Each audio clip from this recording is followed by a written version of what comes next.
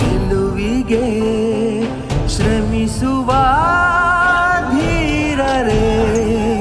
ವೇಷ ಭಾಷೆಗಳು ನೂರಾರು, ಎಲ್ಲಿ ನಾವು ಒಂದೇ.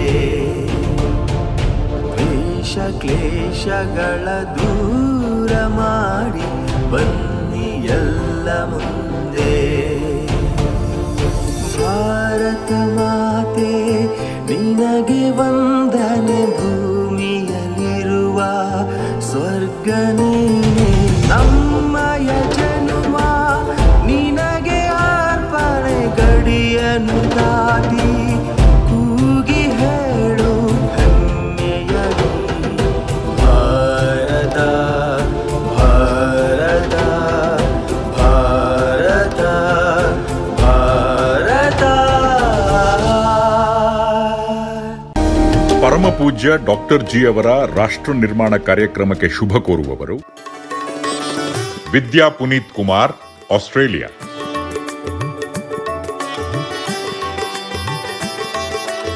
ದಯಾನಂದ ಪುತ್ತೂರು, ಮೈಸೂರು.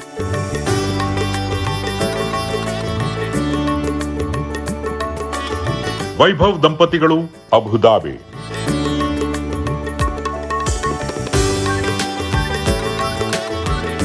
ಧನಶೇಖರ್, ತ್ರಿಮೂರ್ತಿ ದೇಗುಲ, ಕೋಣನೂರು.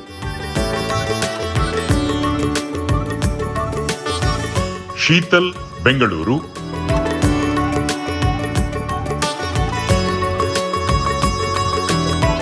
ದೀಪಾ ಬಾಳಿಗ, ಬೆಂಗಳೂರು.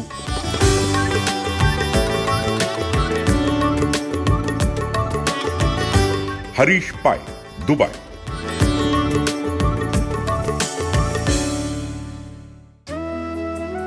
ಕಳೆದ 16 ವರ್ಷಗಳಿಂದ ಪ್ರತಿ ಗುರುವಾರ ರಾತ್ರಿ 9:30ಕ್ಕೆ ಸಹಸ್ರಾರು ಮಂದಿ ಸದ್ಭಕ್ತರಲ್ಲಿ ಆತ್ಮಶಕ್ತಿ ಜಾಗೃತಿಯನ್ನು ಮೂಡಿಸುವ ಪರಮಪೂಜ್ಯ ಡಾಕ್ಟರ್ ಜಿ ಅವರ ಚೇತೋಹಾರಿ ಕಾರ್ಯಕ್ರಮದ 675ನೇ ಪಾವನ ಸಂಚಿಕೆ ಇದಾಗಿದೆ. ಈ ಜಗತ್ತಿಂದು ಕೇವಲ ಮಾಯಾಲೋಕದಲ್ಲೇ ವಿಹರಿಸುತ್ತಿದೆ. ಆಧುನಿಕರಂತೂ ಹೆಚ್ಚಿನಂಶ ಸರ್ವದಾ ನಾನು, ನನ್ನದು, ನನ್ನಿಂದ, ನನ್ನಿಂದಲೇ, ನನ್ನಿಂದಾಗಿಯೇ, ನಮಗೆಲ್ಲರಿಗಾಗಿಯೇ, ನಮ್ಮಿಂದಲೇ ಎಂಬಿ ಗರಿಬಿರಿದ ಅಹಂಕಾರ, ಮಮಕಾರಗಳ ಸ್ವಾರ್ಥತೆ, ಸ್ವೈರತೆ, ಸಂಕುಚಿತತೆಗಳಿಂದಲೇ ಜಗದಗಲ ಯಥಾರ್ಥವಾಗಿ ಮೋಜಿನಿಂದಲೇ ಮೆರೆದಾಡುತ್ತಿದ್ದಾರೆ. ಪ್ರತಿ ಮಾನವನಲ್ಲಿ 90%ಕ್ಕಿಂತ ಜಾಸ್ತಿ ಜೈವಿಕ ಕ್ರಿಯೆಗಳ ರೂವಾರಿಯಾದ ದೇಹಕ್ಕೆ ವರ್ಚಸ್ಸಿನ ರುಮಾಲಾದ ದೇವರು ಪ್ರಾಣಶಕ್ತಿ ಇಂದು ಎನರ್ಜಿ ಆಗಿರುವವನು, ಯಾರ್ಯಾರಿಗೂ ಬೇಡದವನು ಎಂದಾಗಿ ಅನುದಿನದ ಅಲರ್ಜಿಯೇ ಆಗಿರುವುದು ನಿಜಕ್ಕೂ ವಿಚಿತ್ರವಾದರೂ ಸತ್ಯವಾಗಿದೆ. ಇಂಥ ಶೋಚನೀಯ ದುಸ್ಥಿತಿಯಿಂದ ಈ ಜಗತ್ತನ್ನು ಪಾರು ಮಾಡಲೆಂದೇ ಇದೇ ಜಗತ್ತಿಗೊಂದೇ ಆದ ಶ್ರೀ ಗುರೂಜಿ ಸ್ವಾಮಿ ವಿವೇಕಾನಂದರ ದಿವ್ಯ ಲೀಲಾ ಕ್ಷೇತ್ರವಾದ ಈ ಡಿವೈನ್ ಪಾರ್ಕ್, ಇದಂತೂ ಜಗತ್ತಿಗೊಂದೇ ಆದ ಸ್ಪಿರಿಚುವಲ್ ಲ್ಯಾಬೋರೇಟರಿ ಆಗಿದೆ.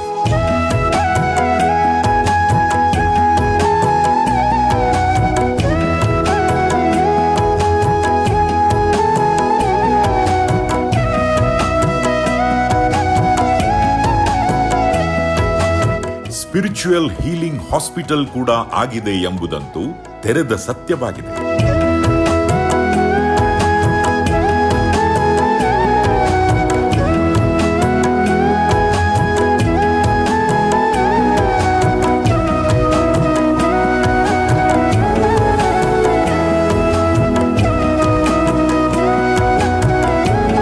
ಕಳೆದ 50 ವರ್ಷಗಳಿಂದ ಕೋಟಿಗಟ್ಟಲೆ ಸದ್ಭಕ್ತರನ್ನು ನಿರ್ಮಿಸಿದ ವಿಶೇಷ ಕೀರ್ತಿಗೆ ಪಾತ್ರವಾದ ಈ ಡಿವೈನ್ ಪಾರ್ಕ್ ಎಂಬುದಂತೂ ಡೈನಮಿಕ್ ಸ್ಪಿರಿಚುಯಾಲಿಟಿಯ ನಿತ್ಯ ಸತ್ಯ ಕೇಂದ್ರವಾಗಿದೆ. ಅಷ್ಟೇಕೆ ಸಾರ್ಥಕ ಸಾಧನಾ ಗರಡಿಯೇ ಆಗಿದೆ. ವೃತ್ತಿಯಲ್ಲಿ ಆಲೋಪತಿ ವೈದ್ಯರಾದ ಪೂಜ್ಯ doctor G BSc, MBBS, FAGE ಇಲ್ಲಿನ ಆಡಳಿತ ನಿರ್ದೇಶಕರಾಗಿದ್ದರೂ ಪ್ರವೃತ್ತಿಯಲ್ಲಿ ಅತ್ಯಪರೂಪದ ದೈವ ಸಾಕ್ಷಾತ್ಕಾರ ಪಡೆದು ಭಗವದಾನಂದ ಲೋಕದಲ್ಲೇ ಸದಾ ವಿಹರಿಸುವ ಅತ್ಯಪರೂಪದ ಆಧುನಿಕ ಸಂತ ಶ್ರೇಷ್ಠರೆಂಬುದು ವಿಚಿತ್ರವಾದರೂ ನಿಜವಾಗಿದೆ. ಜಗದಗಲ ಮೆರೆದಾಡುವ ಸಾಮಾನ್ಯ ಮಾನವರೆಲ್ಲರೂ ಇಲ್ಲಿಗೆ ಬಂದು ಕ್ರಮಬದ್ಧ ಸಾಧಕರಾಗಿ ನಿಜಕ್ಕೂ ಚೈತನ್ಯಶೀಲ ಮಾಧವರೇ ಆಗಿದ್ದಾರೆ. ಕೋಟಿಗಟ್ಟಲೆ ನರರೆಲ್ಲರೂ ವ್ಯಕ್ತಿತ್ವ ವಿಕಸನಗೊಂಡು ಯಥಾರ್ಥ ಹರರೇ ಆಗಿದ್ದಾರೆ.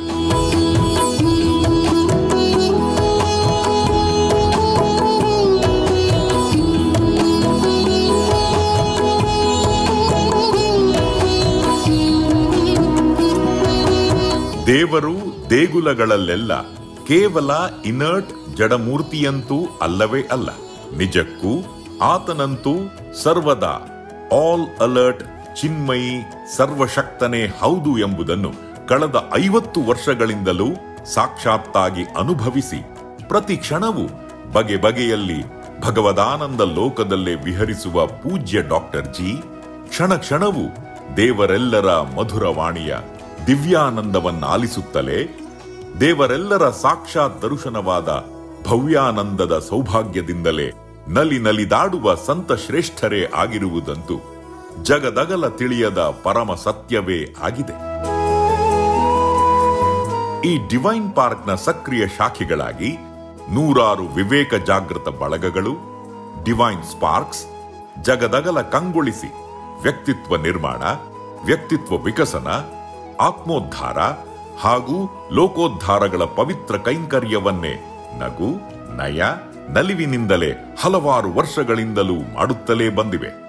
ಇಂಥ ಬೆಳವಣಿಗೆಯಂತೂ ನಿಜಕ್ಕೂ ಕಣ್ಣು ಕುಕ್ಕುವಂತೆಯೇ ಇದೆ.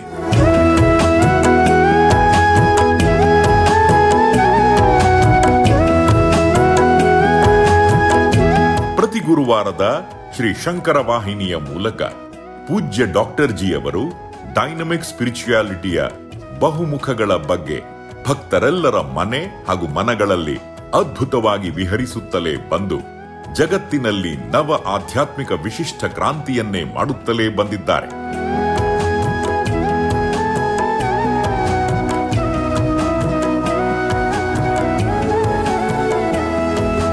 ಪ್ರತಿ ಬಾರಿ 25ರ ಸಂಚಿಕೆಗಳ ಅವಧಿಯಲ್ಲಿ ಗಣ್ಯ ಮಹನೀಯರ ವಿಶೇಷ ಸಂದರ್ಶನದ ಸೌಭಾಗ್ಯದೊಂದಿಗೆ ನಾವಂತೂ ಈ ನೂತನ ಆಧ್ಯಾತ್ಮಿಕ ಕ್ರಾಂತಿಯನ್ನು ಮುನ್ನಡೆಸುತ್ತಲೇ ಬಂದಿದ್ದೇವೆ. ಇಂದೀಗ 675ರ ವಿಶೇಷ ಸಂಚಿಕೆಯಲ್ಲಿ ಮಂಗಳೂರು ವಿಶ್ವವಿದ್ಯಾನಿಲಯದ ನಿವೃತ್ತ ಕುಲಪತಿಯಾದ ಮಾನ್ಯ ಡಾಕ್ಟರ್ ಸುಬ್ರಹ್ಮಣ್ಯ ಯಡಪಡಿತ್ತಾಯ ಅವರ ಸಾಧನಾ ಮಂಜರಿ ಸಂದರ್ಶನವನ್ನು ನೀಡುತ್ತಿದ್ದೇವೆ. ಅದಂತೂ ಸದಾ ಮೈ ನವಿರೇಳಿಸುವಂಥದ್ದೇ ಆಗಿದೆ. ಆಧುನಿಕ ಜನಮನದ ನಾನಾ ವಿಧದ ಪ್ರಶ್ನೆಗಳನ್ನೆಲ್ಲ ಕೇಳಿ ರೋಚಕ ರಮಣೀಯ ಉತ್ತರಗಳನ್ನೆಲ್ಲ ಹೊಮ್ಮಿಸಿದ್ದಂತೂ ಅತಿ ವಿಸ್ಮಯಕರವೇ ಆಗಿದೆ. ಆಲಿಸಿ ಆನಂದಿಸಿ.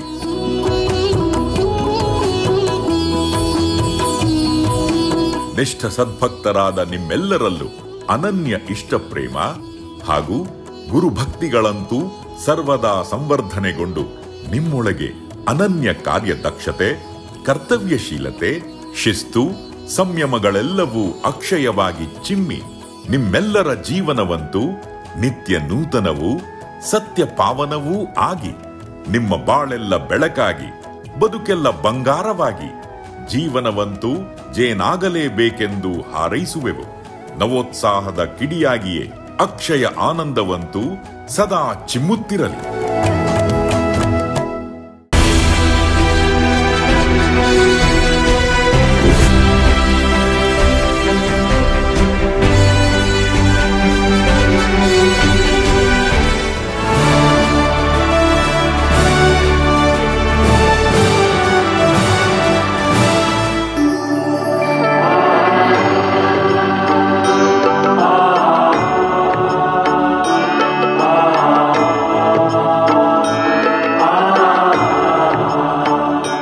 ಶ್ರೀ ಶಂಕರ ವಾಹಿನಿ ಪ್ರೇಕ್ಷಕರಿಗೆ ನಮಸ್ಕಾರಗಳು.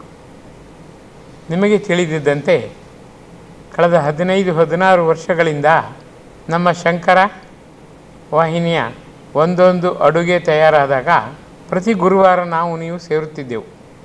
25ರ ಒಂದೊಂದು ಕಂತಿನಲ್ಲಿ ಕಟ್ಟುಕಟ್ಟಳೆಯಂತೆ ಸಮಾಜದ ನಾನಾ ಜ್ಞಾನ ಸಿಂಧುಗಳನ್ನು ಸೇರಿಸಿ ನನ್ನ ಮತ್ತು ಅವರ ಜೊತೆ ವಿಚಾರ ವಿನಿಮಯ ಮಾಡಿ ತನ್ಮೂಲಕ ನಾನಾ ಹೊಸ ವಿಚಾರಗಳನ್ನು, ಹೊಸ ರಹಸ್ಯಗಳನ್ನು ನಾವು ಬಹುಮಾನವಾಗಿ ನಿಮಗೆ ಬಡಿಸುತ್ತಿದ್ದೆವು. ಇದೇ ರೀತಿಯಲ್ಲಿ 100ರಲ್ಲಿ 4 ಕಂತುಗಳಾಗಿ ಇದೀಗ 675ನೆಯ ಕಂತಿಗೆ ನಾವು ಬಂದಿದ್ದೆವು. ಅಂದರೆ 27ನೆಯ ಸಂದರ್ಶನ ಇದಾಗಿದೆ. ಯೋಚನೆ ಮಾಡಿ, ಪ್ರತಿ ಬಾರಿ ನನ್ನ ಮನಸ್ಸಿನ ನಾನಾ ಭಾವನೆಗಳನ್ನು ತಿಳಿದವರ ಮುಂದೆ ಇಟ್ಟು ಪರಸ್ಪರ ವಿಚಾರ ವಿನಿಮಯ ಮಾಡಿ ಸಮಾಜದ ಉನ್ನತಿಗೆ ಯಾವ ರೀತಿಯಲ್ಲಿ ಮುಂದಾಗಬಹುದು, ಹಿಂದಾದುದನ್ನು ಯಾವ ರೀತಿ ತಿದ್ದಿಕೊಳ್ಳಬಹುದು ಎಂದು ಯೋಚನೆ ಮಾಡಿ ಹೊಸ ಯೋಜನೆಯೊಂದಿಗೆ ನಾವು ಸಹಕರಿಸುತ್ತಲೇ ಬಂದಿದ್ದೆವು. ಇಂದು ನನ್ನ ಮುಂದೀಗ ಮಂಗಳೂರು ವಿಶ್ವವಿದ್ಯಾಲಯದ ಕುಲಪತಿಯವರಾದ ಶ್ರೀ ಎಡಪಡಿ ತಾಯವರು ಕುಳಿತಿದ್ದಾರೆ. ಸಿಂಧುವಿನ ಮುಂದೆ ಬಿಂದುವಾಗಿ ನಾನು ಕೂತಿದ್ದೇನೆ. ಅದನ್ನು ನಾನು ಹಲವಾರು ಬಾರಿ ಹೇಳೋದು. ನಾನು 0 0 0 ಅಂತೆ ದೇವರ ಮುಂದೆ ಹೇಳಿ ಹೇಳಿ ಭಗವಂತ ನೀನೇ 0 ನಾನು 0, ಅದೊಂದು ರೂಢಿಯಾಗಿಬಿಟ್ಟಿದೆ. ನಮ್ಮ ಈ ಸಾಹಸದಲ್ಲಿ ಇಂಜಿನಿಯರ್ಸ್ ಇದ್ದಾರೆ, ವೈದ್ಯರು ಬಂದಿದ್ದಾರೆ, ಅರ್ಚಕರು ಬಂದಿದ್ದಾರೆ, ಅಡುಗೆ ಭಟ್ರು ಬಂದಿದ್ದಾರೆ, ನಾನಾ ರೀತಿ ಕುಲಕಸುವಿನಿಂದ ಖ್ಯಾತರಾದವರು ಬಂದಿದ್ದಾರೆ. ಈಗ ಜ್ಞಾನದಾನಿಗಳಾದ ಮಹಾಮಹಿಮವನ್ನು ನಾನೀಗ ಎದುರಿಸುತ್ತಿದ್ದೇನೆ. ಇದರ ಲಾಭ ಸಮಾಜಕ್ಕಾಗಬೇಕು. ನಮ್ಮೊಳಗಿನ ಚಿನ್ನ ನಮ್ಮೊಳಗೆ ಮಾತ್ರ ಇರಬಾರ್ದು, ಅದು ಹಲವರ ಉಪಯೋಗಕ್ಕೆ ಖಂಡಿತವಾಗಿ ಸದುಪಯೋಗ ಆಗಬೇಕು. ಈ ದೃಷ್ಟಿಯಿಂದ ನಾನಾ ಪ್ರಶ್ನೆಗಳ ತಿಜೋರಿಯಾದ ಮಹನೀಯರು ಅವರ ಬತ್ತಳಿಕೆಯಿಂದ ಒಂದೊಂದೇ ಬಾಣವನ್ನೀಗ ನನ್ನ ಮೇಲೆ ಪ್ರಯೋಗಿಸುತ್ತಿದ್ದಾರೆ. ನಿಮ್ಮೆಲ್ಲರ ಆಶಯದಂತೆ ಈ ಸಂದರ್ಶನ ಯಥಾರ್ಥವಾಗಿ ಚಿರಸ್ಮರಣೀಯವಾಗಿ ಉಳಿಯಬೇಕು. ಭಗವಂತನ ಮಹಿಮೆಯನ್ನು ಕ್ಷಣ ಕ್ಷಣವೂ ನಾವೆಲ್ಲ ಉಂಡು ಭಗವದ್ ಆನಂದದ ತಿಜೋರಿ ನಾವು ಆಗಬೇಕು, ನೀವು ಆಗಬೇಕು. ಉದ್ದೇಶದಿಂದ ಸರ್ ನಾವಿಬ್ಬರು ಕೂತಿದ್ದೇವೆ. ನಿಮ್ಮ ಬತ್ತಳಿಕೆಯಿಂದ ಒಂದೊಂದೇ ಬಾಣವನ್ನು ಪ್ರಯೋಗ ಮಾಡಿ ದೇವರ ದಯದಿಂದ ವೀಕ್ಷಕರಿಗೆ ಸದಾ ಸ್ಮರಣೀಯ ರೀತಿಯಲ್ಲಿ ನಮ್ಮ ಉದ್ಧಾರ ಉನ್ನತಿ ಆಗಬೇಕೆಂಬ ಬೇಡಿಕೆಯನ್ನು ಇಡೋಣ. ಆರಂಭಿಸಿ ಸರ್. ಶ್ರೀ ಗುರುಭ್ಯೋ ನಮಃ.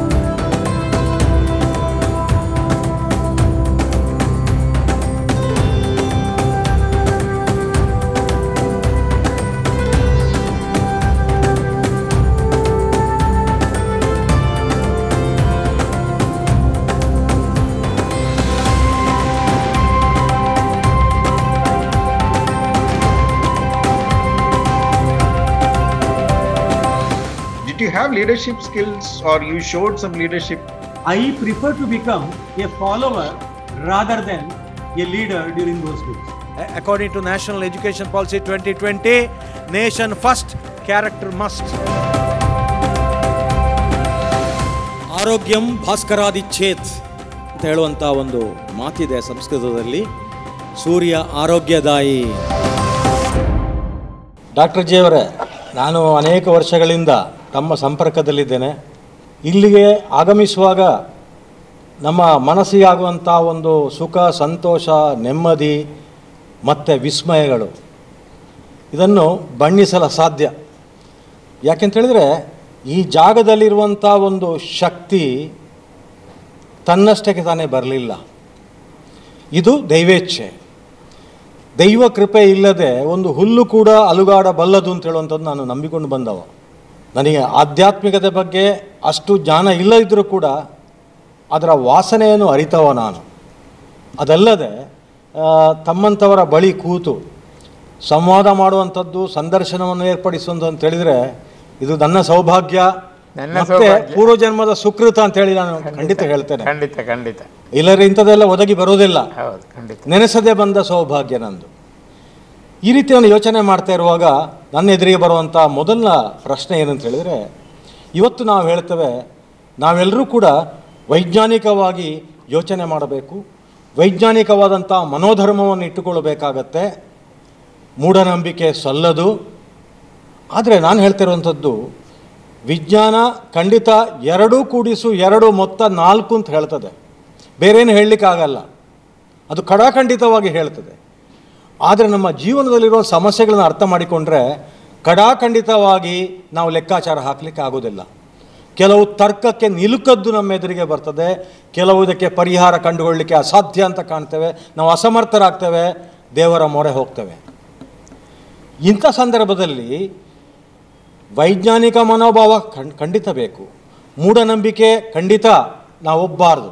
ಆದರೆ ನಾನು ತಿಳ್ಕೊಂಡಾಗೆ ಮೂಲನಂಬಿಕೆಗೆ ಗೌರವ ಕೊಡಲೇಬೇಕಾಗತ್ತೆ. ಇಲ್ಲ ಅಂತ ಹೇಳಿದರೆ ನಮ್ಮ ಬುಡ ಮೇಲಾಗತ್ತೆ.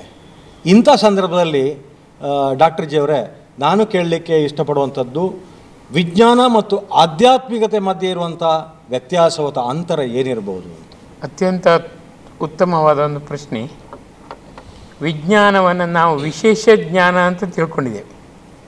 ಆದರೆ ನನ್ನ ಆರಾಧ್ಯ ದೇವರಾದ ಶ್ರೀ ಗುರುಜಿ ಸ್ವಾಮಿ ವಿವೇಕಾನಂದರು ವಿಶೇಷ ಜ್ಞಾನವನ್ನು ಈಗ ವಿಮುಖ ಜ್ಞಾನವಾಗಿ ನಾವು ಯಥಾರ್ಥವಾಗಿ ಉಪಯೋಗಿಸ್ತಿದ್ದೇವೆ. ಪ್ರತಿಯೊಂದಕ್ಕೂ ವಿಜ್ಞಾನದ ಮೂಲಕ ಉತ್ತರ ಖಂಡಿತ ಸಿಕ್ಕುವುದಿಲ್ಲ. ಜೀವನದಲ್ಲಿ ನಮ್ಮ ಅಮ್ಮ ಅಂದರೆ ಸಾಮಾನ್ಯ ಹೆಂಗಸು ಸಾಮಾನ್ಯ ಹೆಂಗಸಿಗೂ ಅಮ್ಮನಿಗೂ ವ್ಯತ್ಯಾಸ ಇಲ್ವಾ? ಖಂಡಿತ ಇದೆ. ಸಾಮಾನ್ಯ ಹೆಂಗಸನ್ನು ನೋಡುವ ದೃಷ್ಟಿಯೇ ಬೇರೆ, ಅಮ್ಮನನ್ನು ನೋಡುವಾಗ ಗೌರವ, ಭಯ, ಭಕ್ತಿ, ಪ್ರೀತಿ 1000 ಪಾಲು ಇರುತ್ತದೆ. ನಾನಿದನ್ನು ನಮ್ಮ ಆಧ್ಯಾತ್ಮ ಜೀವಿಗಳ ಜೊತೆ ಯಾವಾಗಲೂ ಹೇಳುವಾಗ ಹೇಳ್ತಾನೆ ಇರ್ತೇನೆ. ಅಮ್ಮನಿಗೂ ಸಾಮಾನ್ಯ ಹೆಂಗಸಿಗೂ ವಿಜ್ಞಾನದ ಮೂಲಕ ಏನು ವ್ಯತ್ಯಾಸವೂ ಇಲ್ಲ. ನಾವು ಡಿಸೆಕ್ಷನ್ ಮಾಡಿದವರಿಗೆ ಪ್ರತಿಯೊಬ್ಬರ ದೇಹದಲ್ಲಿರೋದು ರುಂಡ ಕೈಕಾಲು, ಒಳಗಡೆ ಏನು ವ್ಯತ್ಯಾಸವೂ ಇಲ್ಲ. ಆದರೆ ಅಮ್ಮನ ದೇಹದೊಳಗಿರುವ ನರನಾಡಿಗಳಲ್ಲಿ ಪಾವಿತ್ರ್ಯತೆ ಜಾಸ್ತಿ, ಕೋಟಿ ಪಾಲು. ಅವಳ ಯೋಚನಾ ಶಕ್ತಿ, ಅವಳ ಲಿವರ್, ಕರುಳು, ಹೊಟ್ಟೆ ಇದನ್ನೆಲ್ಲ ಬಗೆಯುವಾಗ ಕೈ ನಡುಗುತ್ತದೆ. ನಾವು ಡಿಸೆಕ್ಷನ್ ಮಾಡುವಾಗ ನಡುಗುವುದೇ ಇಲ್ಲ. ಆ ಪ್ರೀತಿ, ಆಮೇಲೆ ಭಕ್ತಿ, ಆಮೇಲೆ ಆ ಗೌರವ, ಆದರ ಇದೆಲ್ಲ ಭಾವನಾತ್ಮಕ ವಲಯದಲ್ಲಿ ವಿಜ್ಞಾನ ಸೋಲುತ್ತದೆ. ಆದರೆ ಭಾವನಾತ್ಮಕ ವಲಯದಿಂದ ಆಧ್ಯಾತ್ಮಿಕ ವಿಜ್ಞಾನಕ್ಕೆ ಖಂಡಿತವಾಗಿ ಹೊಸ ಶಕ್ತಿ, ಭಕ್ತಿ, ಯುಕ್ತಿ, ವಿರಕ್ತಿ, ವಿಮುಕ್ತಿ ಎಲ್ಲ ಸಿಗುತ್ತದೆ. ಹಾಗಾಗಿ ವಿಜ್ಞಾನ ಬೇಕು, ಎಷ್ಟು ಬೇಕೋ ಅಷ್ಟೇ ಬೇಕು. ಅದು ಮಿತಿ ಮೀರಬಾರದು. ಮಿತಿ ಮೀರಿದರೆ ಕೊನೆಗೆ ನಮ್ಮನ್ನು ನಾವೇ ಸುಟ್ಕೊಂಡಂಗೆ ಆಗಿಬಿಡುತ್ತೆ. ಹಾಗಾಗಿ ನಮ್ಮ ನಾಶಕ್ಕೆ ಕಾರಣವಾಗಬಾರದು, ನಮ್ಮ ಅಭಿವೃದ್ಧಿಗೆ, ಉನ್ನತಿಗೆ ಅದು ಪ್ರೇರಕ ಮತ್ತು ಪೂರಕ ಮತ್ತು ಪ್ರೇಷಕ ಆಗಬೇಕು. ಆ ದೃಷ್ಟಿಯಿಂದ ವಿವೇಕ, ವೈರಾಗ್ಯ, ಚತುರತೆ ನಮ್ಮಲ್ಲಿ ಹರಿತವಾಗಿದೆ ಎಂದರೆ ವಿಜ್ಞಾನವನ್ನು ನಾವು ಖಂಡಿತವಾಗಿ ಉಪಯೋಗಿಸ್ಬೋದು. ಇದು ಒಂದು ಚೂರಿಯನ್ನು ಇಟ್ಕೊಂಡು ನಾವು ಆಟ ಆಡಿದಂತೆ. ನಾವು ಚೂರಿಯ ಮೂಲಕ ಕೈಕಾಲೆಲ್ಲ ಕತ್ತರಿಸ್ಕೊಂಡ್ರೆ ನಮ್ಮಷ್ಟು ಪೆದ್ರೆ ಯಾರಿಲ್ಲ. ಆದರೆ ದುಷ್ಟಶಕ್ತಿಗಳನ್ನು ನಾವು ಖಂಡಿತವಾಗಿ ಕತ್ತರಿಸಬೇಕು. ಅದೇ ಒಂದು ಮಾವಿನ ಹಣ್ಣನ್ನು ಕತ್ತರಿಸಿ ತಿನ್ನಬೇಕು. ಎಲ್ಲಿ ಬುದ್ಧಿವಂತಿಕೆ, ವಿವೇಕ ಇದೆ, ಚತುರತೆ ಇದೆ, ಆ ರೀತಿಯಲ್ಲಿ ವಿಜ್ಞಾನವನ್ನು ನಮ್ಮ ಕೈಗೊಂಬೆಯಾಗಿ ಇಟ್ಟುಕೊಳ್ಳುವ. ನಾವು ನಿಜವಾಗಿ ವಿಜ್ಞಾನದ ಕೈಗೊಂಬೆ ಆಗಬಾರದು, ವಿಜ್ಞಾನ ನಮ್ಮ ಕೈಗೊಂಬೆ ಆಗಬೇಕು. ಇದು ನಾನು ತಿಳಿದ ದೃಷ್ಟಿ. ಅದರ ಸೃಷ್ಟಿಗೆ ವಿಜ್ಞಾನ ಬೇಕು. ಅದು ವಿಶೇಷ ಜ್ಞಾನ ಆದರೆ ಓಕೆ, ಅದು ವಿಮುಖ ಜ್ಞಾನವಾದರೆ ಜೋಕೆ. ಸೊ ವಿಜ್ಞಾನ ಮತ್ತು ಆಧ್ಯಾತ್ಮಿಕತೆ ಎರಡು ಕೈ ಕುಲ್ಕೊಳ್ಬೇಕು. ಖಂಡಿತ ಶೇಕ್ ಹ್ಯಾಂಡ್ ಕೊಡಬೇಕು ಪರಸ್ಪರ. ನಾನು ಓದಿದಾಗೆ, ತಿಳ್ಕೊಂಡಾಗೆ ತಮ್ಮ ಜೀವನ ಸುಖದ ಸುಪ್ಪತ್ತಿಗೆ ಆಗಿರಲೇ ಇಲ್ಲ. ಅಯ್ಯೋ, ಕಷ್ಟದ ಕಷ್ಟ, ಕಾರ್ಪಣ್ಯ, ದುಃಖ, 80 ಪೈಸೆ ಅರ್ಧ ಲೀಟರ್ ಹಾಲು, ಅದಕ್ಕೆ ನಂಗೆ ದುಡ್ಡಿಲ್ಲ. Medical student. ಆ ಒಂದು ಕ್ಯಾತನಹಳ್ಳಿ ನಿಮ್ಮ ವಿವೇಕ್ ಕ್ಲಿನಿಕಲ್ಲಿ ಎಷ್ಟು ಜನರಿಗೆ ನೀವು ಆ ಸೇವೆ ಎಲ್ಲ ಮಾಡಿ ಅವರೇ ಬಂದು ಕಲ್ಲು ಹೊಡೆಯುದು ಅಂತ ಹೇಳಿದ್ರೆ ಕರೆಕ್ಟ್.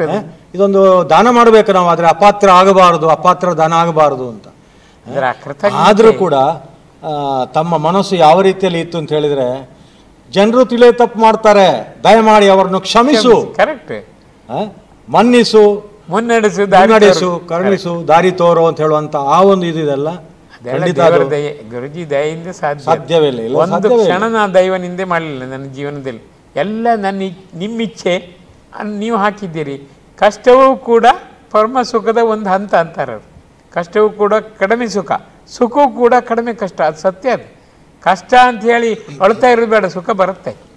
ಆ ಕೊನೆಗೆ ಬರುವ ಸುಖ ಈಗಲೇ ಬರಲಿ ಅಂತ ಹತ್ಬಿಡಿ. ಏನೀಗ ಅಲ್ಲಿ ಕಷ್ಟ ಬಂತು ಅಂತ ಈಗಲೇ ಸುಖವೂ ಬರಲಿ ಅಂತ ಹತ್ಬಿಡಿ. ನಮಗದು ಗೊತ್ತೇ ಇಲ್ಲ ನೋಡಿ. ಕಷ್ಟ ಅಂತ ಪರ್ಮನೆಂಟ್ ತಿಳ್ಕೊತೇವೆ. ನಾನು ಉಪ್ಪು ತಿಂದಿದ್ದೇನೆ, ಈಗ ನೀರು ಕುಡಿತಾ ಇದ್ದೇನೆ. ಉಪ್ಪು ತಿಂದದ್ದು ನಂಗೆ ನೆನಪಿಲ್ಲ, ಭಗವಂತನಿಗೆ ನೆನಪಿದೆ. ಆಲ್ ಪವರ್ಫುಲ್ ಅವ. ಆ ಕಂಪ್ಯೂಟರಲ್ಲಿ ಎಲ್ಲ ರೆಕಾರ್ಡ್ ಆಗಿರುತ್ತೆ, ನಮಗೆ ಗೊತ್ತೇ ಇರೋದಿಲ್ಲ.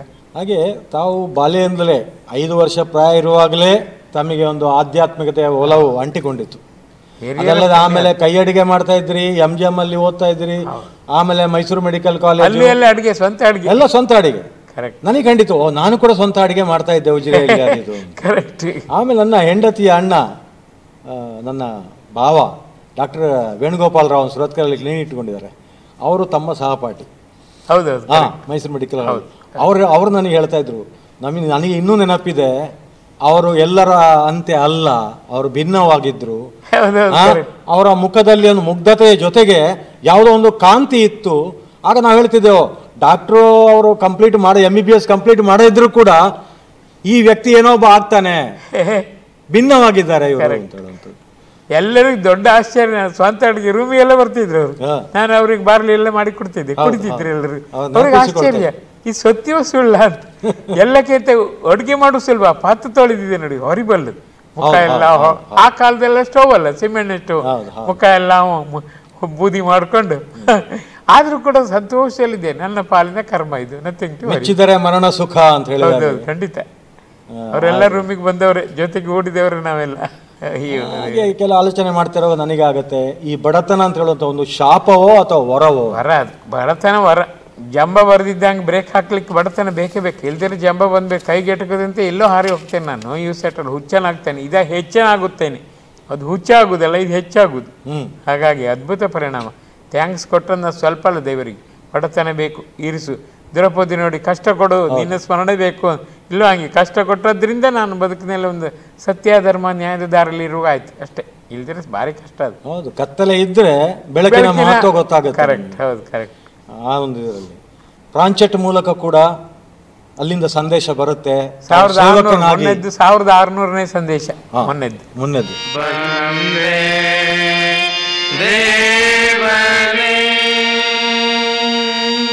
ಒಂದೇ ತಾಯಿಯ ಮಕ್ಕಳು ನಾವು, ಒಂದೇ ಎಂದೆಂದು. ಒಂದೇ ತಾಯಿಯ ಮಕ್ಕಳು ನಾವು, ಒಂದೇ ಎಂದೆಂದು. ದೇಹವು ಬೇರೆ, ಮೋಹವು ಬೇರೆ, ಗೇಹವು ಒಂದೇ ಒಂದು. ದೇಹವು ಬೇರೆ, ಮೋಹವು ಬೇರೆ, ಗೇಹವು ಒಂದೇ ಒಂದು. ದೇವರು ಎಂಬ ಶಬ್ದ ಅತ್ಯಂತ ಪ್ರಚಲಿತವಾಗಿದೆ. ಅಲ್ಲಿ ಮೈನಸ್ಸು ಇದೆ, ಪ್ಲಸ್ಸು ಇದೆ. ಆದರೆ ದೇವರನ್ನು ಕಾಣಬೇಕು, ಕಂಡು ನೆಲೆಯಬೇಕು, ನೆಲೆದು ಜೀವನ ಪಾವನ ಮಾಡಿಕೊಳ್ಳಬೇಕು. ಗುರುಭಕ್ತಿ ಮತ್ತು ಇಷ್ಟಪ್ರೇಮ ಬಹಳ ಮುಖ್ಯ. ಗುರುಭಕ್ತಿ ಮತ್ತು ಇಷ್ಟಪ್ರೇಮ ಗಾಡಿಯ 2 ಚಕ್ರದಂತೆ. ಅದಿದೆ ಎಂದಾಗ ಬರುವ ಸೊಲ್ಲು ಏನು ಗೊತ್ತೇ? ಗುರುವರ ನಿನಗೆ ಕೋಟಿ ನಮನ. 1 ಕೋಟಿ ಅಲ್ಲ, ಕೋಟಿ ಕೋಟಿ ನಮನ. ಕೋಟಿ ಕೋಟಿ ಯಾಕೆ ಎಂದರೆ 0 0 0 0. ನಾನು ಯಥಾರ್ಥವಾಗಿ ಸದಾಕಾಲ 0 ಆಗಿದ್ದೇನೆ. ನಿನ್ನಿಂದಲೇ ನಾನು 0 ಆಗಿ ಮುನ್ನಡೆಯಬಲ್ಲೆ. ಗುರುವರ ನಿನಗೆ ಕೋಟಿ ನಮನ. ಸಿಂಗ್. ಗುರುವರ ನಿನಗೆ ಕೋಟಿ ನಮನ. ಗುರುವರ ನಿನಗೆ ಕೋಟಿ ನಮನ. ಈ ರೀತಿ ಇಂಥ ಒಂದು ಅಪೂರ್ವ ಆಧ್ಯಾತ್ಮಿಕ ಸಾಧನೆಯನ್ನು ಇತರರು ಮಾಡಬಹುದಾ? ಅಲ್ಲ, ದೈವೇಚ್ಛೆ ಇದ್ದರೆ ಮಾಡು. ನನಗೆ ಶ್ರೀ ಗುರುಜಿಯವರು ಒತ್ತಡದಿಂದ ಮಾಡು ಅಂತ ಹೇಳಿದ್ದು. ಎಷ್ಟು ಬಂಡರ್ ಅಂತ ಹೇಳಿದೆ. ನನ್ನ ಫೈನಲ್ ಮೆಡಿಸಿನ್ನಲ್ಲಿ ಅವರು ಹೇಳಿದ್ದೇನು ಗೊತ್ತಾ, ಮೆಡಿಸಿನ್ ಫಸ್ಟ್ ಪೇಪರ್ ನಾಳೆ ಅಂತ ಹೇಳಿದೆ. ನಾನು ಕ್ವಶನ್ ಲೀಕ್ ಮಾಡ್ತೇನೆ ಬರ್ಕೊಂಡು. ಖಂಡಿತ ಬೇಡ ದಮ್ಮಯ್ಯ, ನಾನು ಬಂದದ್ದೇ ಓದಲಿಕ್ಕೆ ಬರೀಲಿಕ್ಕೆ. I will face life as a challenge ದಮ್ಮಯ್ಯ ಅಂತ. ನಿನಗೆ ಗೊತ್ತಿಲ್ಲ, ನನಗೆ ಗೊತ್ತಿದೆ ಅಂತ ಗೊತ್ತಾಗೋದು ಹೆಂಗೆ? ತಕೊ ಮಗು ದಮ್ಮಯ್ಯ ಪ್ಲೀಸ್ ಯು ರೈಟ್ ಅಂತ. ಆಮೇಲೆ ಪೆನ್ ತಗೊಂಡು ಇಟ್ಕೊಂಡು 8 ಕ್ವಶನ್ ಕೊಟ್ಟರು. ಅದರಲ್ಲೇ 6 ಕ್ವಶನ್ ಬಂದಿತ್ತು ನಮ್ಗೆ, ಸೇಮ್ ಡಿಟ್ಟು. ಅಂದರೆ ಇನ್ನೆರಡು ನೆಕ್ಸ್ಟು ಸಪ್ಲಿಮೆಂಟ್ರಿಗೆ ಬಂದಿತ್ತು. ಅಂದರೆ ಕ್ವಶನ್ ಪೇಪರ್ ಭಾಗ 2-3 ಸೆಟ್ ಮಾಡ್ತಾರಲ್ಲ ಅವರು. ಅಂದರೆ ಅದನ್ನು ಕೂಡ ಅವರು ಆಯ್ಕೆ ಮಾಡಿ, ನಾನು ನಮ್ಮ ಫ್ರೆಂಡಿಗೆ ಹೇಳಿದೆ ಸಪ್ಲಿಮೆಂಟ್ರಿಗೆ ಇದು ಬರುತ್ತೆ, ನೀ ರೆಡಿ ಆಗಿರುವಂತ. ಅಂದ್ರೆ 2 ಕ್ವಶನ್ ಬಂದಿತ್ತು. ಕ್ವಶನ್ ರಾತ್ರಿ 12 ಗಂಟೆಗೆ ಲೀಕ್ ಮಾಡಿದ್ರೆ ನನ್ನ ಕ್ಲೋಸ್ ಫ್ರೆಂಡ್ ಒಬ್ಬ ಹತ್ರ ಇದ್ದ, 1 ಕಿಲೋಮೀಟ್ರ್. ಅವನ ಮನೆಗೆ ಓಡಿದ್ದೇನೆ ಅವನಿಗೂ ಹೇಳುವ ಅಂತ. ಅವ ರಾತ್ರಿ 1 ಗಂಟೆವರೆಗೆ ಓದಿ ಮಲ್ಕೊಂಡದಷ್ಟೇ. ಎಫ್ಸಿದಕ್ಕೆ ಸಿಟ್ಟು ಬಂದದವನು, ಇದು ಬರುತ್ತೆ ಗ್ಯಾರಂಟಿ, ನಂಗೆ ಒಬ್ರು ಹೇಳಿದ್ದಾರೆ ಅಂತ. ಇದೆಲ್ಲ ಮೊನ್ನೆ ಬಂದಿತ್ತು, 2 ವರ್ಷದಿಂದ ಬಂದಿತ್ತು, ಇದೆಲ್ಲ ಬರೋದಿಲ್ಲ ಹೋಗಂತ ಚೆನ್ನಾಗಿ ಬೈದ. ಅವ ಫೈಲ್ 35%, ನಂದು 85%. ಅಂದರೆ ಯಾವ ರೀತಿ ಕೃಪೆ ಹರಿಸ್ತಾರೆ ಅಂತ ಅವ್ರು ಹೇಳಿದ್ ಕರೆಕ್ಟ್. ನಿಂಗೆ ಗೊತ್ತಿದೆ, ನಂಗೆ ಗೊತ್ತಿದೆ ಅಂತ ಗೊತ್ತಾಗ್ಬೇಕು, ನೀ ಬರ್ಕೊ. ಎಷ್ಟು ಸತ್ಯ ನೋಡಿದು. ಅಂದರೆ ಆ ಮಟ್ಟಕ್ಕೂ ಭಗವಂತ ಭಕ್ತನ ಮೇಲೆ ಏರಿಸಲಿಕ್ಕೆ ಆ ಮಟ್ಟಕ್ಕೂ ಇಳಿತಾನೆ. ಸತ್ಯ ಅರ್ಥಾಗ ಭಗವಂತ ಎಷ್ಟು ಕೃಪಾಳು, ಕರುಣಾ ಸಾಗರ. ಅದಕ್ಕೆ ಲಿಮಿಟೇಷನ್ ಇಲ್ಲ. ಯಾವ ರೀತಿ ಕೃಪೆ ನಾನು ಉಂಡಿದ್ದೇನೆ, ಯಾವ ರೀತಿ ಕೃತಜ್ಞ ಆಗೋದು. I don't know the limitless grace I have engulfed from you, please excuse me, come in a race, please grace, please erase all my ಕುಕರ್ಮವನ್ನು. ಎಷ್ಟು ಸತ್ಯ. ಖಂಡಿತ ತಾವು ಹೇಳಿದಾಗೆ ವ್ಯಾಕುಲತೆಯಿಂದ ನಾವು ಭಗವಂತನಲ್ಲಿ ಆಪ್ತ ಮೊರೆ ಇಟ್ಟರೆ ಒಲಿಲೇಬೇಕು, ಒಲಿತಾನೆ. ಆದ್ರೆ ಇಲ್ಲಿ ಆಗುವಂತ ಒಂದು ಇದು ಏನು ಅಂತ ಹೇಳಿದ್ರೆ, ಎಲ್ಲರೂ ಸ್ವರ್ಗಕ್ಕೆ ಹೋಗ್ಬೇಕು ಅಂತ ಇಷ್ಟಪಡ್ತಾರೆ, ಯಾರು ಪ್ರಯತ್ನ ಮಾಡ್ತಾ ಇಲ್ಲ, ಮಾಡುದಿಲ್ಲ. ಇಲ್ಲಿ ಅನುಷ್ಠಾನ ಬಹಳ ಮುಖ್ಯ ಆಗತ್ತೆ, ಬಹಳ ಮುಖ್ಯ. ಈಗ ತಾವು ನೀರು ಕುಡಿತೀರಿ, ನಾನು ನೀರು ಕುಡಿತೀನಿ ಅಂತಾರೆ, ನೀವು ಒಂದಾಗುದು ಹೇಗೆ? ಸಾಧ್ಯವೇ ಇಲ್ಲ. ಆದ ಕಾರಣ ನಾನು ಒಂದು ಹಂತಕ್ಕೆ ಬಂದು ನಿಂತಿದ್ದೇನೆ. ಏನಂತ ಹೇಳಿದ್ರೆ, ಎಲ್ಲವೂ ಪೂರ್ವ ನಿರ್ಧರಿತ, ಎಲ್ಲವೂ ಪೂರ್ವ ನಿಶ್ಚಿತ. ಖಂಡಿತ. ನಾನ್ ನೆಪ ಮಾತ್ರ, ಇದಮಿತ್ತಂ. ಖಂಡಿತ 100% ಸತ್ಯ ಅದು. ನಂದೇ ನೋಡ್ಕೊಂಡು ಬಾಲ್ಯದಿಂದ ಇಲ್ಲಿವರೆಗೆ ನೋಡ್ಕೊಂಡು ಬಂದ್ರೆ, ಅವಕಾಶ ಬಂದ್ರೆ ಕಾಲಿಂದ ಒದಿಬೇಡ, ಸ್ವೀಕರಿಸು. ಅದನ್ನ ನಾನು ಮಾಡ್ತಾ ಬಂದೆ. ಆಮೇಲೆ ನಾವು ನೆನೆಸಿಕೊಂಡದೆಲ್ಲ ಆಗಬೇಕು ಅಂತೇನಿಲ್ಲ. ಇಲ್ಲ, it is his will. Correct, his will. So ಆ ರೀತಿ ಪಾಲಿಗೆ ಬಂದದೆಲ್ಲ ಪಂಚಾಮೃತ ಅಂತ. ಹಾಗೆ ತಮ್ಮ ಅಭಿಪ್ರಾಯ ಕೂಡ, ಹಿರಿಯರದ್ದೆಲ್ಲ ಅನುಭವ ಅಮೃತ, ಅದೆಲ್ಲ ಸತ್ಯ. ಅದು ಅವ್ರು ಸಾಕಷ್ಟು ಟೆಸ್ಟ್ ಟ್ವಿಸ್ಟ್ ಮಾಡಿದ್ಮೇಲೆ ಟ್ರಸ್ಟ್. ನಮಗೆ ಆ ಟ್ವಿಸ್ಟ್ ಬಂದ್ಕೊಂಡು ನಮಗೆ ದೈವನಿಂದ ಬರುತ್ತೆ, ನಾವು ಜಾರಿ ಹೋಗ್ತೇವೆ. ಬಟ್ ಅದನ್ನು ಸ್ವಲ್ಪ ಸಹಿಸ್ಕೊಂಡ್ರೆ ಅದ್ಭುತವಾಗಿ ಸಿಗುತ್ತೆ. ಇದು ಹೇಗಂದ್ರೆ, ಕಜ್ಜಾಯ ಬರುತ್ತೆ ನೋಡಿ, ಫಸ್ಟ್ ಪಲ್ಯ ಬರುತ್ತೆ, ಆಮೇಲೆ ಖಾರ ಸಾರು ಬರುತ್ತೆ. ಎದ್ದು ಹೋದ್ರೂ ಹೋಯ್ತು ಅವನಿಗೆ, ಕಜ್ಜಾಯ ಇಲ್ಲ. ಅವ ಒಂದೊಮ್ಮೆ ಖಾರ ಸಾರನ್ನು ಉಂಡ್ರೆ ಕಜ್ಜಾಯವಿರುತ್ತೆ, ಮೊಸರು ಮಜ್ಜಿಗೆ ಕೂಡ ಇರುತ್ತೆ. ಆ ತಾಳ್ಮೆ ಬೇಕು, patience. We should be patient, not with disease but with patience. ಅಷ್ಟಾದರೂ ಅದ್ಭುತ ಪರಿಣಾಮ. ಈಗ ಈ ತಾವು ತಿಳ್ಕೊಂಡ ಹಾಗೆ ಅಥವಾ ಹೇಳಿದ ಹಾಗೆ, ಡಿವೈನ್ ಪಾರ್ಕ್ ಅಂತ ಹೇಳುವಂಥದ್ದು ಒಂದು ಆಧ್ಯಾತ್ಮಿಕ ಪ್ರಯೋಗಾಲಯ, ಸ್ಪಿರಿಚುವಲ್ ಲ್ಯಾಬೊರೇಟರಿ. ನಂಗೆ ಹೌದು, ಯಾಕಂದ್ರೆ ಆಧ್ಯಾತ್ಮಿಕ ಅಂತ ಹೇಳುವುದು ನಿಂತ ನೀರಾಗಬಾರದು, ಪರಿಶುದ್ಧವಾಗಿ ಹರಿಯುವಂತ ನದಿ ಆಗಬೇಕು. ಕರೆಕ್ಟ್, ಹರಿಯುವ ಗಂಗೆ ಅಂತಾರೆ, ಗಂಗೆ. ಇದು ಮುಂದುವರಿಲಿಕ್ಕೆ ಏನು ಯೋಜನೆಗಳು ತಮ್ಮದು? ಅಲ್ಲ, ನಾವು ವ್ಯಕ್ತಿತ್ವ ವಿಕಸನದ ನಾನಾ ರೀತಿ ಯೋಜನೆಗಳು ಮಾಡ್ತೇವೆ. ವ್ಯಕ್ತಿ ಶಕ್ತಿ ಆಗಬೇಕು, ಅಂತಃಶಕ್ತಿ ಉದ್ದೀಪನವಾಗಬೇಕು. ತನ್ಮೂಲಕ ಆತ್ಮೋದ್ಧಾರ, ಲೋಕೋದ್ಧಾರ ಸದಾಕಾಲ ಇಮ್ಮೆಟೀರಿಯಲ್ ಆಗಿ ನಡೀತಾನೆ ಇರಬೇಕು. ಅದಕ್ಕೆ ನಮ್ಮ ನಾನಾ ದೀಪ ಯೋಜನೆ ಅಂತಿದೆ.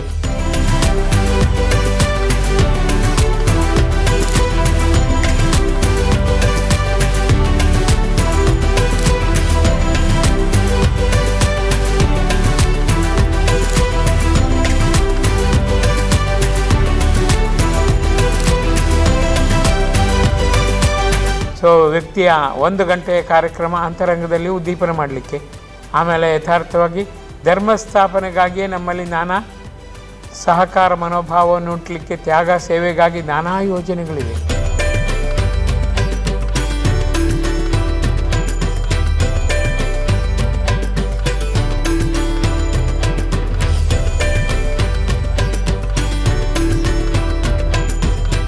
ಊರು ಉದ್ಧಾರಕ್ಕಾಗಿದೆ, ಸಂತ ಉದ್ಧಾರಕ್ಕಾಗಿದೆ, ಆಮೇಲೆ ಲೋಕೋದ್ಧಾರಕ್ಕಾಗಿದೆ ಬ್ಲಡ್ ಡೊನೇಷನ್ ಕ್ಯಾಂಪ್ ಇತ್ಯಾದಿ.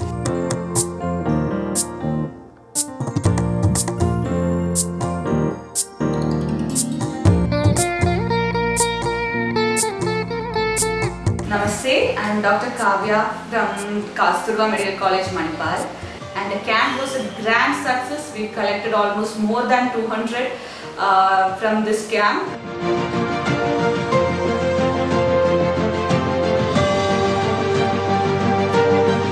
All the donors were so cooperative. Actually, I never seen such an eagerness in a donor to donate blood.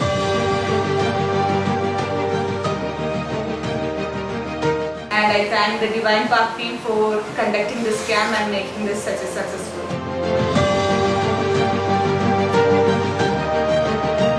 ಆಮೇಲೆ ಪರಸ್ಪರ ಸಹಕಾರ ಹೆಚ್ಚಲಿಕ್ಕಾಗಿ, ನಮ್ಮ ಕೋಪತಾಪಕ್ಕಾಗಿ ನಿಯಂತ್ರಿಸಲಿಕ್ಕಾಗಿ ಸಮಾಧಾನದಿಂದ ನಾನಾ ರೀತಿಯ ಸಂಯಮಯುಕ್ತವಾಗಿ ಪ್ರೇರಣೆ ಮಾಡುವ ನಾನಾ ಯೋಜನೆಗಳಿವೆ.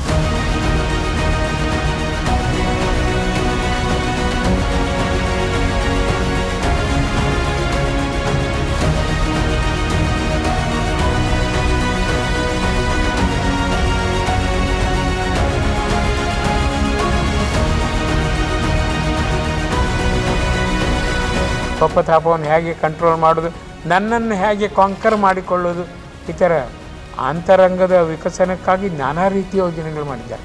ಇವು ನಡೀತಾನೆ ಇರುತ್ತೆ. ಹಳ್ಳಿಗಳು ನಮ್ಮ ಸುಮಾರು 200 ಬ್ರಾಂಚ್ ಇದೆ ಥ್ರೂಔಟ್ ವರ್ಲ್ಡ್.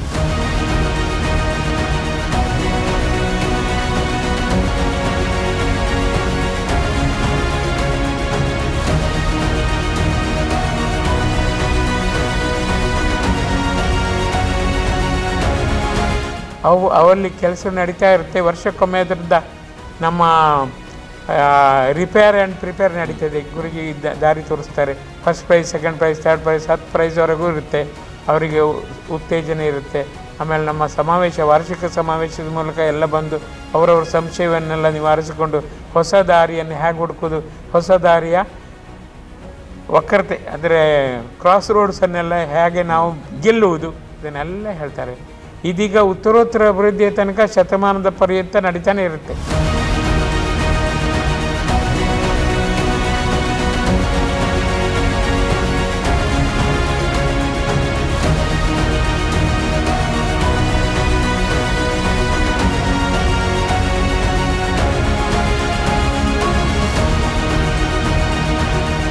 ಸೊ ನಾವು ವ್ಯಕ್ತಿ ಬೇಕಂತಿಲ್ಲ, ಶಕ್ತಿ ನಡೀತಾ ಇರುತ್ತೆ. ಗುರುಜಿಯೇ ನಮ್ಮ ಜೊತೆಗೆ ಇದ್ದಾರೆ ಎಂಬ ಈ ನೋಪ, ಇದ್ದಾರೆ, ನೋಡುತ್ತಿದ್ದಾರೆ, ಪರೀಕ್ಷಿಸಿದ್ದಾರೆ, ಈ ನೋಪ ಅಂತ ಸೂತ್ರ ಅವರು. ಅದು ನಡೀತಾನೇ ಇರುತ್ತೆ. ಅವ್ರು ಕೊಡ್ತಾನೆ ಇದ್ದಾರೆ. ಅದ್ಭುತವಾಗಿ ಯಶಸ್ಸು ನಡೀತಾನೆ ಇರುತ್ತೆ. ಪ್ರತಿಯೊಂದು ಜಡ್ಜ್ ಮಾಡ್ತಾರೆ ಅವರು ಅಂಕ ಹಾಕಿ. ಅದು ಮಾತ್ರ ಎಲ್ಲ ಯುನೀಕ್ ಮಾತ್ರ. ಈ ಥರ ಮೇಲೆ ಇರಬೇಕಂತ ದಾರಿ ತೋರ್ತಾರೆ. ಮೇಲೆ ಎಷ್ಟೇ ಹೇಳಿದೆ ಅಂತ ಕ್ವಶನಿಗೆ ಉತ್ತರ ಕೊಡ್ತಾರೆ. ಪ್ರತಿ ಕ್ಷಣದಲ್ಲೂ ಸಂಶಯ ನಿವಾರಣೆ, ಸಂದೇಹ ನಿವಾರಣೆ, ಆಮೇಲೆ ಸಂಯುಕ್ತವಾಗಿ ಕೆಲಸ ಮಾಡಲಿಕ್ಕೆ ಅವರು ತ್ಯಾಗ ಸೇವೆಗೆ ಮನಸ್ಸು ಮಾಡ್ತಾರೆ, ಅವಕಾಶ ಕೊಡ್ತಾರೆ. ಆದಾಗ ಬೇಷ್ ಅಂತಾರೆ, ಆಗದಿದ್ದಾಗ ಚುರುಕಾಗಂತಾರೆ. ನೀ ಮಾಡಲಿಲ್ಲ ಹೆಡ್ ಅನ್ನೋದಿಲ್ಲ. ಇನ್ನಷ್ಟು ಚುರುಕಾಗೋ, ಇನ್ನಷ್ಟು ಮೇಲೆ ಇರೋ, ಇನ್ನಷ್ಟು ಬುದ್ಧಿವಂತನಾಗೋ. ಬಿ ಪಾಸಿಟಿವ್, ಆಲ್ವೇಸ್ ಅವ್ರ ಪಾಸಿಟಿವ್, ನೆಗೆಟಿವ್ ಒಂಚೂರಿಲ್ಲ. ಒಬ್ಬ ಅಧ್ಯಾಪಕ ಈ ರೀತಿ ಬಿ ಪಾಸಿಟಿವ್ ಆಗಿ ಮಕ್ಕಳಲ್ಲಿ ಹೇಳಿದ್ರಿ ಎಷ್ಟು ಅದ್ಭುತ ಆಗುತ್ತೆ. ನಮ್ಮಲ್ಲೊಬ್ಬರು ಅಧ್ಯಾಪಕರು ನೀ ಹಣ ಹೊರಕ್ಕೆ ಹೋಗಂತಿದ್ರು ಹೈಸ್ಕೂಲ್ನಲ್ಲಿ. ಅವನಿಗೆ ಹಣ ಅಂದರೆ ಗೊತ್ತಿಲ್ಲ, ಹೊರದಂದ್ರೆ ಅಂತ ಗೊತ್ತಿಲ್ಲ. ಒಬ್ಬ ಅಧ್ಯಾಪಕ ಆ ರೀತಿ ಪೆದ್ದಾದರೆ ಉದ್ಧಾರ ಆಗೋದಾಗಿ ತಮ್ಮ ಸಿಟ್ಟನ್ನು ಹೇಳುವಾಗ ಸ್ವಲ್ಪ ಯೋಚನೆ ಮಾಡಿ ಹೇಳಬೇಕು. ಹಾಗಾಗಿ ಮಗುವಿನ ಮೇಲೆ ಯಾವ ಪರಿಣಾಮ ಆಗುತ್ತೆ ಅಂತ ಖಂಡಿತ ಜೀವನದಲ್ಲಿ ಬರುವಂತಹ ಸಮಸ್ಯೆಗಳನ್ನು ಪರಿಹಾರೋಪಾದಿಯಲ್ಲಿ ಯೋಚಿಸಿದಾಗ ಪೂರ್ಣ ಪ್ರಮಾಣದಲ್ಲ ಇದ್ರೂ ಕೂಡ ಅಲ್ಪ ಪ್ರಮಾಣದ ಒಂದು ಪರಿಹಾರ ದೊರಕ್ತದೆ. ಖಂಡಿತ. ಒಂದು ವೇಳೆ ಸಮಸ್ಯೆಗೆ ಪರಿಹಾರವೇ ಇಲ್ಲ ಅಂತ ಆದರೆ ತಮ್ಮ ಪ್ರಕಾರ ಅದನ್ನು ಏನೆಂದು ಕರಿಬೇಕು? ಅಲ್ಲ, ಅದನ್ನು ಭಗವಂತನಿಗೆ ಅರ್ಪಿಸಿಬಿಡಿ, ಸಮರ್ಪಣವಾಗಿ ಅರ್ಪಿಸಿ. He gives the solution. ಯಾವುದಿದ್ರೂ ಕೂಡ ಭಗವಂತನಲ್ಲಿ ಸೊಲ್ಯೂಷನ್ ಇಲ್ಲ ಅಂತ ಇಲ್ಲವೇ ಇಲ್ಲ. ಯಾಕಂದರೆ ಅವನೇ ತಾನೇ, ನೀನೇ ಸರ್ವಸ್ವ, ಅವನೇ ಇಡೀ ಜಗತ್ತೇ ಒಂದು ಬೇರೆ ಏನೂ ಇಲ್ಲವೇ ಇಲ್ಲ. ಜಗತ್ತಿನ ಸೃಷ್ಟಿ, ಆಮೇಲೆ ಸಮಷ್ಟಿ ಸೃಷ್ಟಿ ಎಲ್ಲವೂ ಅವಂದೇ. ಅವನ ಹತ್ರ ಹೇಳೋದು ಈ ಸಮಸ್ಯೆ ಬಂದಿದೆ, ಏನು ಮಾಡೋದು, ಆಯ್ತು ನಾನು ಆಗ ಒಂದೋ ಡಿಸಾಲ್ವ್ ಮಾಡ್ತೇನೆ ಸಮಸ್ಯೆಯನ್ನು. ಅದಿಲ್ಲ ಅಂದರೆ ನಾನೇ ಇನ್ವಾಲ್ವ್ ಆಗಿ ಅದನ್ನು ಹೀರುತ್ತೇನೆ. ಅದಿಲ್ಲ ಅಂದರೆ ನಿನಗೆ ಸಹಿಸುವ ಶಕ್ತಿ ಕೊಡ್ತೇನೆ. ಆಯ್ತಲ್ಲ, ಇನ್ನೆಂತ ಬೇಕು ನಮಗೆ? ನಮಗೆ ಕಷ್ಟ ಆಗೋದು ಸಹಿಸ್ಕೊಳ್ಳಿಕ್ಕೆ ಆಗದಿದ್ದಾಗ, ಅನ್ಬೇರೇಬಲ್ ಆದಾಗ ನಾನು ಅದನ್ನು ಬೇರೇಬಲ್ ಮಾಡಿಬಿಡ್ತೇನೆ. ಮಗು ನೀನಂದ್ರೆ ನಾನಂದ್ರೆ ನೀನು. ಅಹಂ ಬ್ರಹ್ಮಾಸ್ಮಿ ಶಂಕರಾಚಾರ್ಯ ಹೇಳಿದಂಗೆ ನಾನೇ ನೀನು, ನೀನೇ ನಾನು. ಚಿಂತೆ ಮಾಡಬೇಡ, ನಾನಿದ್ದೇನೆ, ನನ್ನ ಚಿಂತನೆ ನಿನಗೆ, ನಿನ್ನ ಚಿಂತೆ ನನಗೆ ಅಂತಾನೆ. ಎಷ್ಟು ಅದ್ಭುತ! ಅಂಥದ್ದು ಎಷ್ಟೋ ಮೆಡಿಕಲ್ ಸೊಲ್ಯೂಷನ್ಸ್ ಎಲ್ಲ ಗುರುಜಿ ಕೊಟ್ಟಿದ್ದಾರೆ. ಅದಕ್ಕೆ ನಮ್ಮ ಸ್ವಾಮಿಗಳೊಬ್ಬರು ಹೇಳಿದ್ರು, how we knows ABC of medicine. Saraswati ದೇವಿಗೆ ಎಲ್ಲ ಗೊತ್ತಿದೆ ಅಂತೇವೆ ನಾವು, ಸರಸ್ವತಿಗೆ ಹೇಳಿಕೊಟ್ಟಿದ್ದಾರೆ. ಅದು ನೋಡಿ ಎಷ್ಟು ಆ ಲಿಮಿಟೇಷನ್ ಆಫ್ ಅವರ್ ವಿಸ್ಡಮ್ ಅಲ್ಲಿ ನಿಂತು ಹೋಗುತ್ತೆ. ಅವ್ರಿಗೆ ಹೇಗೆ ಗೊತ್ತಿರುತ್ತೆ? ನಂಗೆ ಹೀಗೆ ಹೇಳ್ತಾರೆ, ಸ್ಟ್ಯಾಟಿಸ್ಟಿಕ್ಸ್ನಲ್ಲಿ ನೀನು ಎಕ್ಸಾಮಿಗೆ ಹೋಗಿ ಫಸ್ಟ್ ರ್ಯಾಂಕ್ ಕೊಡ್ತೇನೆ, ನಂಗೆ ನೀವೇ ಸಾಕು, ಸ್ಟ್ಯಾಟಿಸ್ಟಿಕ್ಸ್ ಬೇಡ ಅಂತ. ಎಷ್ಟು ಸತ್ಯ! ಹಿ ನೋಸ್ ಎವ್ರಿಥಿಂಗ್ ಅಂತ ಹೇಳಿದ್ರೆ ಎಷ್ಟು ಸುಲಭ. ಬಾಯಿ ಮುಚ್ಕೊಂಡು ಬಿಲೀಫ್ ರಿಲೀಫ್ ಎಷ್ಟು ಸುಲಭ. ಅದರೊಳಗೊಂದು ಆ ಡೌಟ್ ಬಂದು ಮುಗೀತು. ವಿಜ್ಞಾನ ಮಾಡಿದ ದೊಡ್ಡ ತಪ್ಪದು ಸಂಶಯಾತ್ಮ ವಿನಶ್ಯತೆ ಅಂದಾಗೆ. ಸಂಶಯವನ್ನು ಇನ್ಸ್ಟಿಲ್ ಮಾಡಿ, ಇನ್ಸ್ಪೆಕ್ಟ್ ಮಾಡಿ, ಇಂಜೆಕ್ಟ್ ಮಾಡಿ ಸುಮ್ಮನಿದ್ದು ಬಿಡ್ತು ವಿಜ್ಞಾನ. ಅಲ್ಲಿ ಸೋಲ್ತೇವೆ ನಾವು. ಅದಕ್ಕೆ ಅದು ವಿಮುಖ ಜ್ಞಾನ. ಅದು ವಿಶೇಷ ಜ್ಞಾನ ಆದರೆ ಹಾಗೆ ಆಗೋದಿಲ್ಲ. ಒಂದು ಅಕ್ಷರ ಕಲ್ತ್ಕೊಳ್ಳಿ ಹೇಗೆ ಜಂಬ ಬರುತ್ತೆ ನೋಡಿ. ಆ ಮಗುವಿಗೆ ನಾವು ಮಾಡೋದು ಅದೇ. ಅದು ಇಂಗ್ಲೀಷ್ ಸ್ಕೂಲಿಗೆ ಹೋಗೋ ಮಕ್ಕಳಿಗೆ ಏನು ಜಂಬ ಇರುತ್ತೆ. ಕನ್ನಡ ಕನ್ನಡ ಅಲ್ವಾ ನಮ್ದು ಇಂಗ್ಲೀಷ್.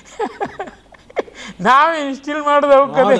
ಇನ್ನೊಬ್ಬರನ್ನು ಕಂಡೆಮ್ ಮಾಡ್ಲಿಕ್ಕೂ ನಾವು ಹೇಳಿಕೊಡೋದು ಕರೆಕ್ಟ್. ಅವ್ನು ನೋಡಬೇಡ, ಅವ್ನು ಕಂಡ್ರೆ ಮೂತಿ ಓರೆ ಮಾಡು ಅಂತೆಲ್ಲ ಹೇಳಿಕೊಡೋದು ನೋಡಿ. ದಾರಿ ತಪ್ಪಿಸೋರು ನಾವೇ. ಇದೆಲ್ಲ ಆಗಬೇಕಾದ್ರೆ ಡಾಕ್ಟರ್ ಜಿ ತಾವು ಹೇಳಿದಾಗೆ ನಮ್ಮನ್ನು ನಾವೇ ಭಗವಂತನಿಗೆ ಅರ್ಪಿಸಬೇಕು, ಸಮರ್ಪಿಸಬೇಕು. ಎಲ್ಲವೂ ನೀನೇ, ಸರ್ವಸ್ವ ನೀನೇ, ನನ್ನಲ್ಲಿ ಏನಿಲ್ಲ ಒಂದಾದು. ಇನ್ನೊಂದು ಅಲ್ಲಿ ಇಲ್ಲಿ ಅಲ್ಪ ಸ್ವಲ್ಪ ಬದಲಾವಣೆಯಿಂದ ನಾವು ಯಶಸ್ಸು ಕಾಣಲಿಕ್ಕೆ ಸಾಧ್ಯ ಇಲ್ಲ. ಸರ್ವತೋಮುಖವಾದಂಥ, ಸಮಗ್ರವಾದಂಥ, ಸಂಪೂರ್ಣವಾದಂಥ, ಸಮರ್ಪಕವಾದಂಥ ಪರಿವರ್ತನೆ ಆಗಬೇಕು ಅಂತ. ಟ್ರಾನ್ಸ್ಫಾರ್ಮೇಷನ್ ಖಾಲಿ ಚೇಂಜ್ ಅಲ್ಲ. ಚೇಂಜ್ ಅಲ್ಲಿ ಇಲ್ಲಿ ಅಲ್ಲಿ ಇಲ್ಲಿ ಆಗುವಂಥದ್ದು. ಅದು ಪುನಃ ಅದೇ ನಾಯಿ ಬಾಲ ಡೊಂಕು ಅಂತ ಹೇಳಿದಾಗೆ ಪುನಃ ಅದೇ ಅದಕ್ಕೆ ಬರ್ತದೆ. ಆದರೆ ಪರಿವರ್ತನೆ ಆದರೆ ಆ ರೀತಿ ಅಲ್ಲ. ಒಂದು ಸಿನರ್ಜಿ ಕ್ರಿಯೇಟ್ ಆಗ್ತದೆ. ಒಂದು ಕೂಡಿಸು ಒಂದಾಗುವ 3 ಆಗುತ್ತೆ, 2 ಅಲ್ಲ. ಅದು ಈ ರೀತಿ ಆಗಬೇಕು ಅಂತ. ಆಗ ಮಾತ್ರ ನಾವು ಜೀವನದಲ್ಲಿ ಯಶಸ್ಸನ್ನು ಸಾಧಿಸಬಲ್ಲೆವು, ಸಾಧಕೀಯರಾಗಬಲ್ಲೆವು ಅಂತ ಹೇಳುವಂಥದ್ದು ತಮ್ಮ ಅನಿಸಿಕೆ ಏನಾಗುತ್ತೆ? ಖಂಡಿತ ಹೌದು. ಯಾಕಂದರೆ ಇನ್ನರ್ ಪೊಟೆನ್ಸಿಗೆ ನಾವೊಂದು ವ್ಯವಸ್ಥೆ ಕೊಡೋದಿಲ್ಲ. ಹೋಮ್ವರ್ಕ್ ಟು ಗಾಡ್ ಅಂಬುದು. ಈಗ ಸಾಫ್ಟ್ವೇರ್ ಮನೆಯಲ್ಲಿ ಇರ್ತಾರ್ರಿ ಹೋಮ್, ಸೊ ಅವರದ್ದು ವರ್ಕ್ ಫ್ರಮ್ ಹೋಮ್. ಭಗವಂತನಿಗೆ ವರ್ಕ್ ಫ್ರಮ್ ಹೋಮ್ ಕೊಡಿ ನೀವು. ಅವನತ್ರ ಪ್ರತಿಯೊಂದನ್ನು ಉತ್ತರ ಕೊಡ್ತಾನೆ ಗುರುಜಿ. ಇದನ್ನು ಏನು ಮಾಡೋದು ಉತ್ತರ ಕೊಡ್ತಾರೆ. ಆ ಮಟ್ಟಕ್ಕೆ ನಾವು ಬೆಳಿಬೇಕು, ತಗೋಬೇಕು. ನಾವು ಬೆಳಿಬೇಕು, ತಗೊಳ್ಳೋಕ್ಕೆ ನಮ್ಗೆ ಅರ್ಹತೆಯೂ ಬೇಕು. ಹಾಗಾದರೆ ಅದ್ಭುತ. ನನಗೊಂದು ದಿನದಲ್ಲಿ 100 ಸರಿ 1000 ಸರಿ ಜಾಣ ಬೇಷ್ ಕಂದ ಮಾಡು ಇದು ಅಂತ ಹೇಳ್ತಾರೆ. ನಾನು ತಕ್ಷಣ ಹೇಳೋದು, ನನಗೆ ಯಾಕೆ ಹೇಳ್ತೀರಿ, ಅವ್ರಿಗೆ ಹೇಳಿ ಅಂತ. ಎಕ್ಸ್ರೇ ಕಣ್ಣು ಕೊಟ್ಟಿರ್ತಾರೆ, ಅವ್ರನ್ನ ನೋಡಿ ಹೆಂಗೆ ಮಾಡ್ಕೊಂಡಿದ್ದಾರೆ ನೋಡು. ನೀನು 24 ಗಂಟೆ ಜಾಗೃತನಾಗಿರ್ತಿ. ಅವ ಮಲ್ಕೊಂಡು ಎದ್ದೆ ಹೊಡೆಯುವಾಗ ಅವ್ನಿಗೆ ಹೇಗೆ ನಾನು ಮಾತಾಡ್ಸೋದು ಅಂತಾರೆ. ಎಷ್ಟು ಸತ್ಯ ಅದು. ಹಾಗಾಗಿ ಆ ಯೂನಿವರ್ಸಲ್ ಟ್ರೂತ್ ಅದ್ಭುತ. ಅದು ಮಾತ್ರ ನಂಗೆ ಕೆಲವೊಮ್ಮೆ ಈಗ ಟ್ರಂಪ್ ಏನು ಮಾಡ್ತಾನೆ, ಟ್ರಂಪನ್ನು ತೋರಿಸ್ತಾರೆ. ಆಮೇಲೆ ನೋಡಿ ಟ್ರಂಪ್ ಹೆಂಗಿದೆ ನೋಡೋದು. ಅಂದರೆ ಈ ಥರ ಅದರ ಹೇಳಬೇಡ ಅಂದಿದ್ದಾರೆ. ಎಕ್ಸ್ರೇ ಕಣ್ಣು ಕೊಡಬಲ್ಲೆ, ಸರ್ವಶಕ್ತ ಅಲ್ವೇ, ಅದಕ್ಕೆ ಮತ್ತೆ ಎಕ್ಸ್ಪ್ಲನೇಷನ್ನೇ ಬೇಡ. ಸರ್ವಶಕ್ತ, ಸರ್ವಜ್ಞ, ಸರ್ವಾಂತರ್ಯಾಮಿ ಅಂದರೆ ಬಾಯಿ ಮುಚ್ಕೊಂಡು ಯು ಬಿಲೀಫ್ ರಿಲೀಫ್. ನಾವು ಹೇಗೆ ಏನು ಅಂತ ಬಂದುಕೊಳ್ಳೋದು ಅಧಿಕ ಪ್ರಸಂಗ ಆಗುತ್ತೆ, ಅತ್ಯಧಿಕ ಪ್ರಸಂಗ ಕೆಲವೊಮ್ಮೆ. ಅದನ್ನು ಭಗವಂತ ಒಪ್ಪೋದೇ ಇಲ್ಲ. You order, I obey order, you just on look and you just offer your selfs to me. Sir I render, ಇದು ಸರೆಂಡರ್. ಸರೆಂಡರ್ ಗಾದೆಯನ್ನು ವಿವರಿಸಿದಾಗ sir I render is surrender. You just accept that and keep quiet. I know everything, I do everything ಅಂತಾರೆ. You know only NO, I know only KNOW ಅಂತ. ಎಷ್ಟು ಸತ್ಯ ಅದು. ನಾವು ಆ ಮಟ್ಟಕ್ಕೆ ಬೆಳೆದಿಲ್ಲ. ಯಾಕೆ ಗೊತ್ತಾ, ಕಣ್ಣಿಗೆ ಕಾಣಿದ್ದೆ ಅವನಿಗೆ ನಾನು ಯಾಕೆ ವಿಧೇಯತೆ ತೋರಿಸ್ಬೇಕು. ಅವನಿಗೆ ಫಸ್ಟ್ ತೋರಿಸಯ್ಯ, ಆಮೇಲೆ ಹಿರಿಯರಿಗೆ ತೋರಿಸೋಕೆ ಸುಲಭ ಅಂತ. ಹಾಗೆ ಆಗಲ್ಲ. ಫಸ್ಟ್ ರೂಪ ಇದ್ದರೆ ಮಾತ್ರ ತೋರಿಸೋದು. ಅದು ನಮ್ಮದು ಒಂದು ಚಾಲಕ್ ವಾದ. ಈ ವಾದವೇ ವಿವಾದ, ವಿಶೇಷವಾದವೇ ವಿವಾದ ಅನ್ನೋದು ನಾನು. ಖಂಡಿತ ಆ ಒಂದು ಸೆಂಟೆನ್ಸ್ ಅನ್ನು ಇನ್ನೂ ಹಾಕ್ತದೆ. Walk on fire, fly in air, I am here, why do you fear, oh my dear, make it clear, be with cheer. ಎಂತ ಅದ್ಭುತ ಅದು. ನಾನು ಓದ್ತಾ ಇರುವಾಗ ಯಾರೂ ಇಲ್ಲ ಸಿಂಗಲ್ ರೂಮ್ನಲ್ಲಿ. ನಾವು ಓದ್ತಿರೋ ಒಂದಿನ 2 ಗಂಟೆ 30 ನಿಮಿಷಕ್ಕೆ ಬಂದದ್ದು. ಜಸ್ಟ್ ಒಂದು ಹೇಳಿದ್ದು ಆ ವಾಲ್ಕ್ಯಾನಿಕ್ ವರ್ಡ್ಸ್. ಎಂತ ಅದ್ಭುತ ಅದು.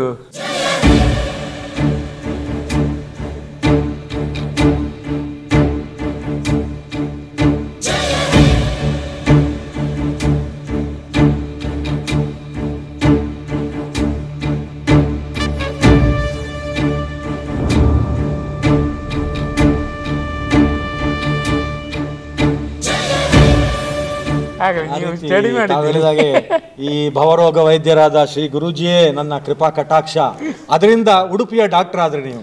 ಕರೆಕ್ಟ್. ಅಲ್ಲಿ ಇಡೀ ಫೇಮಸ್ ಆದ ಆ ರೀತಿ ಪರಮಾದ್ಭುತ. ನಂದೇನು ಅಲ್ಲಪ್ಪ, ಎಲ್ಲ ಯಾಕಂದ್ರೆ ಮೊದಲೇ ತಮ್ಮಲ್ಲಿ ಆ ಬಾಲ್ಯದಲ್ಲೇ ಇತ್ತು ದೀನದಲಿತರ ಸೇವೆ ಮಾಡಬೇಕು, ಬಡವ ಬಗ್ಗರಿಗೆ ನಾವು ಸಹಾಯಕ ತಾಯಿ ಪುಣ್ಯ ಅದಷ್ಟೇ, ನಂದೇನಲ್ಲ. ಒಂದು ವೇಳೆ ಆ ಕಣ್ಣು ಕಾಣದ ಕುರುಡ ಬರುವಾಗ ನನ್ನ ಕಣ್ಣೇ ಹೋಗ್ಲಿ ದೃಷ್ಟಿ ಹೋಗ್ಲಿ ಅಂತ ಹೇಳುವಂತ ಮನಸ್ಸನ್ನು ಅರ್ಥ ಮಾಡಿಕೊಳ್ಬೇಕಾದ್ರೆ ನನ್ನ ಕಣ್ಣಲ್ಲಿ ನೀರು ಬಂತು. ನೀವು ಓದಿದ್ರಿ? ಅಲ್ಲಲ್ಲ, ಓದುದಲ್ಲ, ಅದನ್ನು ಜೀರ್ಣಿಸಿಕೊಂಡಿದ್ದೇನೆ ನಾನು. ಇಂಟರ್ನಲೈಸ್ ಮಾಡುವಂಥದ್ದು ಬಹಳ ಮುಖ್ಯ ಆಗುತ್ತೆ. ಇಲ್ಲದ್ರೆ ಒಂದು ಮನುಷ್ಯನ ಅರ್ಥ ಮಾಡ್ಲಿಕ್ಕೆ ಆಗಲ್ಲ. ನಾವು ಯಾವಾಗಲೂ ಹೇಳ್ತೇವೆ, if you want to teach mathematics to mister Peter, you must not only mathematics but also mister Peter. Correct. ಇವತ್ತು ಯುವಕರನ್ನು ಆಧ್ಯಾತ್ಮಿಕ ಕಡೆಗೆ ಸೆಳಿಲಿಕ್ಕೆ ಯಾಕೆ ಆಗುದಿಲ್ಲ ಅಂತ ಇದು ಇದೆ. ಕರೆಕ್ಟ್. ಅವ್ರು ಅರ್ಥ ಮಾಡ್ಕೊಳ್ಬೇಕು, ಅವರಲ್ಲಿಗೆ ಹೋಗಬೇಕು. ನಾವು ಪ್ರೀಚ್ ಮಾಡ್ತೇವೆ, ಇಟ್ ವಿಲ್ ನಾಟ್ ರೀಚ್ ಅಷ್ಟೇ. ಏನ್ ಮಾಡುದು? ಇವತ್ತಿನ ಈ ಒಂದು ವ್ಯಾವಹಾರಿಕ ಜಗತ್ತಿನಲ್ಲಿ ಬಹಿರಂಗ ಶುದ್ಧಿಗೆ ಬಹಳ ಪ್ರಾಮುಖ್ಯತೆ ಕೊಡ್ತೇವೆ. ಹೌದು. ಅಂತರಂಗ ಶುದ್ಧಿಗೆ ಇಲ್ಲ. ಏನು ಪರ್ಫ್ಯೂಮ್ ಹಾಕ್ತಾರೆ, ಏನು ಪೌಡರ್ ಹಾಕ್ತಾರೆ, ಏನು ಮೇಕಪ್, ಎಲ್ಲ ಫಾರಿನ್ ಸೆಂಟ್, ಎಲ್ಲ ಫಾರಿನ್ ಸೆಂಟ್. ಆದ್ರೆ ಅಂತರಂಗ ಶುದ್ಧಿ ಆಗಬೇಕು ಅಂತ ಬಸವಣ್ಣನ ಹೇಳಿದ್ದು ಅಂದ್ರೆ ತಾವು ಹೇಳುದು ಕೂಡ ಅದನ್ನೇ, ತಾವು ಮಾಡಿಕೊಂಡದ್ದು ಅದನ್ನೇ ಮೊದಲು. ಅಲ್ಲ, ಅದರಿಂದ ಅದ್ಭುತ ಆನಂದ ಸಿಗುತ್ತೆ. ಅದು ಗೊತ್ತೇ ಇಲ್ಲ. ಬರೀ ಅಂತರಂಗ ಶುದ್ಧಿ ಆಗಿದ್ರೆ ತಾವು ಹೇಳಿದಾಗೆ ಈ ಚಿತ್ತ ಪರದೆ ಕಾಣುವುದೇ ಇಲ್ಲ, ಕಾಣುವುದೇ ಇಲ್ಲ. ಅದರಲ್ಲಿ ಕಾಣಬೇಕಲ್ಲ ನಾವು ಭಗವಂತನನ್ನು. ಕರೆಕ್ಟ್. ಆ ದೃಷ್ಟಿ ಮತ್ತೆ ದೃಷ್ಟಿಕೋನ ಬಹಳ ಮುಖ್ಯ ಆಗತ್ತೆ ಇಲ್ಲಿ. ಖಂಡಿತ. ತಾವು ಹೇಳಿದಾಗೆ ನಾನೊಂದು ಯಂತ್ರ ಮಾತ್ರ, ನೀನು ಚಾಲಕ ಶಕ್ತಿ. ಹೌದು, ಖಂಡಿತ, ಅದು ಸತ್ಯ. ನಾವು ಯೋಚನೆ ಮಾಡುವ ಖಂಡಿತ ಕಾಣ್ತದೆ. ನಾವು ಹುಲು ಮಾನವರು, ನಮ್ಮಲ್ಲಿ ಏನಿಲ್ಲ, ಯಂತ್ರ ಇದೆ. ಆದ್ರೆ ಮುಂದೆ ಹೋಗ್ಬೇಕಾದ್ರೆ 93% ವಿಜ್ಞಾನ ಹೇಳುತ್ತೆ ಭಗವಂತಂದೇ ಕೆಲಸ, ಇನ್ನೆಂತ ಬೇಕು ಹೇಳಿ? ಖಂಡಿತ ಖಂಡಿತ. ಒಂದೊಂದು ಸೆಲ್ಯುಲಾರ್ ಲೆವೆಲಿನ ಆಕ್ಟಿವಿಟಿ, ಸೋಡಿಯಂ ಹೊರಗೆ ಬರೋದು, ಪೊಟ್ಯಾಷಿಯಂ ಒಳಗೆ ಹೋಗೋದು, ಎಂಥ ಅದ್ಭುತ ಅದು. 24 ಗಂಟೆ ಕಂಟಿನ್ಯೂಸ್ ಆಗಿ ಆ ಚಾಲಕ ಶಕ್ತಿ ಯಾರು? ಹಾಗಾದ್ರೆ ಅದ್ರ ಬಗ್ಗೆ ಯೋಚನೆ ಮಾಡೋದಿಲ್ಲ. ಯೋಚನೆ ಮಾಡಿ ಕೆಲವೆಲ್ಲ ತಾವು ಈ ಶ್ರೀ ಗುರುಜಿಯ ಪವಾಡಗಳನ್ನು ಅನುಭವಿಸಿದವರು ನೀವು. ನನಗೆ ಇನ್ನೂ ಅದು ಇದಾಗುವಂಥದ್ದು ಏನಂತ ಹೇಳಿದ್ರೆ, ನಿಮ್ಮ ಸ್ಟವ್ ಲೀಕ್ ಆಗ್ತದೆ, ಜೇನುಮೇಣ ಹಾಕ್ತೀರಿ ನೀವು, ಹೇಳ್ತಾರೆ ಅವರು ಹಾಕು ಅಂತ. ಕರೆಕ್ಟ್. ಹಾಕುವಾಗ ಸ್ಟವ್ ಬಿಸಿ ಆಗುವಾಗ ಜೇನುಮೇಣ ಬಿಸಿ ಆಗುದಿಲ್ಲ. ಇಷ್ಟು ಕಾಮನ್ ಸೆನ್ಸ್ ನನಗಿಲ್ಲ. ಇದು ಯಾಕೆ ಹೇಗಾಯ್ತು? ಯಾಕೆ? ಗುರುಜಿ ಹೇಳಿದ್ದು ಚಾಚು ತಪ್ಪದೆ ಪರಿಪಾಲಿಸುವಂತದ್ದು ನನ್ನ ಧರ್ಮ. ಅದು ಆನಂತರ ಮೈಸೂರು ಅರಮನೆ ಹತ್ತಿರ ಗಣೇಶನ ಹತ್ರ ಪ್ರಸಾದ ತಂದು ಹಾಕೋದಕ್ಕೆ ಮಿಕ್ಸ್ ಮಾಡಿ, ಗಂಧ ಪ್ರಸಾದ ಮಿಕ್ಸ್ ಮಾಡಿ ಜೇನುಮೇಣ ಅದಕ್ಕೆ ಅಂಟಿಸುವಾಗ ಲೀಕ್ ಆಗುದೇ ಇಲ್ಲ. ಆದ್ರೂ ನೀವು ಮ್ಯಾಚ್ ಬಾಕ್ಸ್ ನೋಡ್ತೀರಿ. ಅದು ಪರೀಕ್ಷಿಸು ಮರಳಿ ವಿಜ್ಞಾನ. ಆದ್ರೂ ಅದು ಗಟ್ಟಿಯಾಗಿ ನಿಲ್ತದೆ ಅಂತ ಹೇಳಿದ್ರೆ ಇದೆ. ಆದ ಕಾರಣ ಭಗವಂತ ಇದ್ದಾನೋ ಇಲ್ಲವೋ ಅಂತ ಹೇಳುವ ಪ್ರಶ್ನೆ ಮೊದಲು ನಾವು ನಮ್ಮನ್ನು ಆಲೋಚನೆ ಮಾಡಬೇಕಾಗತ್ತೆ, ಆತ್ಮಶೋಧನೆ ಮಾಡ್ಕೊಳ್ಬೇಕಾಗತ್ತೆ. ಖಂಡಿತ ಇದ್ದಾರೆ ಅಂತ ಹೇಳುವಂಥದ್ದು. ಈಗ ಇಡೀ ಜಗತ್ತೇ ಮೆಚ್ಚುವಂಥದ್ದು, ಸೂರ್ಯ ಚಂದ್ರರಿರುವ ತನಕ ಮರೆಯಲಿಕ್ಕೆ ಅಸಾಧ್ಯ ಸ್ವಾಮಿ ವಿವೇಕಾನಂದರನ್ನು. ಅಂಥವರನ್ನು ಸೃಷ್ಟಿಸಿ ಕೊಟ್ಟವರು ಶ್ರೀರಾಮಕೃಷ್ಣ ಪರಮಹಂಸರು. ಖಂಡಿತ ಅವರ ವ್ಯಕ್ತಿತ್ವ ಎಂಥದ್ದು ಅದನ್ನು ತಾವು ಹೇಳ್ಬೋದಾ? ಇಲ್ಲಿ ಎಲ್ಲರ ಬಗ್ಗೆ ಮಾತಾಡಿದ್ದಾರೆ ಗುರುಜಿ ಸ್ವಾಮಿ ವಿವೇಕಾನಂದರು. ತನ್ನ ಗುರುವಿನ ಬಗ್ಗೆ ಅವರು 20 ನಿಮಿಷಕ್ಕಿಂತ ಜಾಸ್ತಿ ಮಾತಾಡಲಿಲ್ಲ. ಯಾಕೆ ಕೇಳಿದ್ರೆ, ಎಲ್ಲಿಂದ ಶುರು ಮಾಡೋದು, ಎಲ್ಲಿಂದ ನಾನು ನಿಲ್ಲಿಸೋದು ಗೊತ್ತಾಗೋದಿಲ್ಲ. ಸಾಗರವನ್ನು ಎಲ್ಲಿಂದ ಬಣ್ಣಿಸಿ ನಾನು ಸೋತನ್ನು ಕಣ್ಣೀರು ಹರಿಸಿ ಬಿಡ್ತಾರೆ.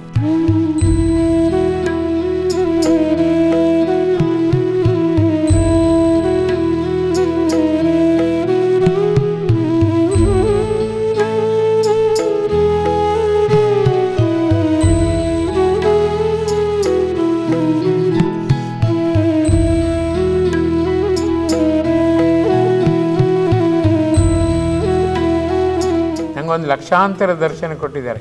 ನಾನು ಈ ಜಗತ್ತಿನಲ್ಲಿ ಸೋತದ್ದು ನನ್ನ ಗುರುಜಿ ಸ್ವಾಮಿ ರಾಮಕೃಷ್ಣರಿಗೆ ಮಾತ್ರ. ಎಲ್ಲೇ ಹುಡುಕ್ಲಿ ಪ್ರೀತಿ, ಅನುಕಂಪ, ದಯೆ, ಪ್ರೇಮ, ಭಕ್ತಿ, ಆಮೇಲೆ ಶಕ್ತಿ ಹೊರತು ಮತ್ತೇನೂ ಇಲ್ಲ. ಜಗತ್ತೇ ನನ್ನ ಮನೆ ಅಂತ ಕಂಟಿನ್ಯೂಸ್ ಆಗಿ ಹತ್ತಿರದಿಂದ ಹೋಗಿ ಪರಚಿ ತರಚಿ ನೋಡಿದ್ರು ಅವ್ರದ್ದೇ, ಬೇರೆ ಯಾರದ್ದು ಅಲ್ಲ. ಎಲ್ಲವೂ ನನ್ನ ದೇಹದ ಅಂಗಾಂಗಳೇ. ಇಡೀ ಜಗತ್ತೇ ನನ್ನ ಮನೆಯ, ನನ್ನ ಮನಸ್ಸಿನ, ನನ್ನ ದೇಹದ ಅಂಗ. ಆದರೆ ಯಾವ ರೀತಿ ಪ್ರೀತಿಸ್ತೇನೋ ಇಡೀ ಜಗತ್ತೇ ನನ್ನದು ಮಗು ಅಂತ. ಬೇರೆ ಒಂದು ಇಲ್ಲವೇ ಇಲ್ಲ, ಎಲ್ಲರೂ ನನ್ನವರೇ. ಆ ಹೋಮ್ಲಿ ಅಟ್ಮಾಸ್ಫಿಯರ್ನ ಅವರು ಸೃಷ್ಟಿ ಮಾಡಿದ್ರು ನೋಡಿ. ಅದಕ್ಕೆ ಅವರು ಅದಿಲ್ಲ ಇದಿಲ್ಲ ಮತ್ತೊಂದಿಲ್ಲ. ಅವ್ರ ತಾಯಿ ಹೇಳಿದರೆ, ಇಂಥ ಬಡತನ ಇದೆ, ನೀನು ಹೋಗ್ತಿಲ್ಲ ಒಂದು ದೇವಸ್ಥಾನಕ್ಕೆ, ಆ ಅಜ್ಜ ಇದ್ದಾನಲ್ಲ ಅವನ ಹತ್ರ ಕೇಳೋ ಅಂತ ಹೋಗ್ತಾರೆ. 3 ಸರಿ ಹೋಗ್ತಾರೆ. ನಮ್ಮ ಅಮ್ಮ ಹೇಳ್ತಾರೆ ಈ ಬಡತನದಿಂದ ನೀವು ಪಾರು ಮಾಡಬೇಕು, ನೆನಪೇ ಆಗೋದಿಲ್ಲ. ಪುನಃ ತಾಯಿ ಕೇಳಿದೆ, ಅಯ್ಯೋ ನಾನು 3 ಸೇರಿ ವಾಪಸ್ ಬಂದೆ, ಪುನಃ ಈಗ ಹೋಗ್ತೇನೆ ಅಂತ ಹೇಳ್ತಾರೆ. ಕೇಳಿ ಇವರಿಗೂ ಗೊತ್ತಿದೆ, ಅವರಿಗೂ ಗೊತ್ತಿದೆ. ಇವರು ಗೊತ್ತಿದ್ದು ನಿನ್ನ ಮೇಲ್ಮೇಗಾಗಿ ಈ ಬಡತನ ಸುಮ್ಮನೆ ಇರುವಂತ ಮಾಡಿದ್ದಾರೆ. ಅವರಿಗೆ ನಾನು ಉತ್ತರ ತಗೋಬೇಕು, ಅವರು ಫೇಲ್ಯೂರ್. ಕೊನೆಗೆ ಅವ್ರು ಹೇಳೋದಿದೆ, ಕಷ್ಟದಿಂದಲೇ ಇಷ್ಟೇ ದೊರಕುತ್ತದೆ, ನೀವು ದೊರಕಿದ್ದೇ ನನ್ನ ಕಷ್ಟದಿಂದ. ನನ್ನಮ್ಮ ಪ್ರತಿ ಸಾರಿ ಹೋಗಿ ಕೇಳಂದು ನಾನು ಅತ್ಯಂತ ಉತ್ಸಾಹದಿಂದ ನನ್ನ ಎದೆ ಡಬಡ ಬಂದರೂ ಬರ್ತಿದ್ದೇನೆ, ಇಲ್ಲಿ ಬರುವಾಗ ಮರೆಸುವುದು ನೀವೇ. ಅದಕ್ಕೆ ಗೆದ್ದಿದ್ರೆ ನಾನು ಬಹುಶಃ ನಿಮ್ಮನ್ನೇ ಬಿಟ್ಟು ಅಮ್ಮನ ಹಿಡ್ಕೊತಿದ್ದೇವೆ. ಈಗ ಅಮ್ಮ ತಾತ್ಕಾಲಿಕವಾಗಿ ಟೆಂಪರರಿ ಸ್ಟೇಷನ್, ಪರ್ಮನೆಂಟ್ ಸ್ಟೇಷನ್ ನೀವೇ ಅಂತ ನಾನು ಬಂದಿದ್ದೇನೆ. ಆಲ್ ಫಾರ್ ಗುಡ್ ಓನ್ಲಿ ಅಂತ ಸಾಷ್ಟಾಂಗ ನಮಸ್ಕಾರ ಹಾಕಿ ಅವರು 2 ಪಾದದ ಮೇಲೆ ಕಣ್ಣೀರು ಹರಿಸ್ತಾರೆ.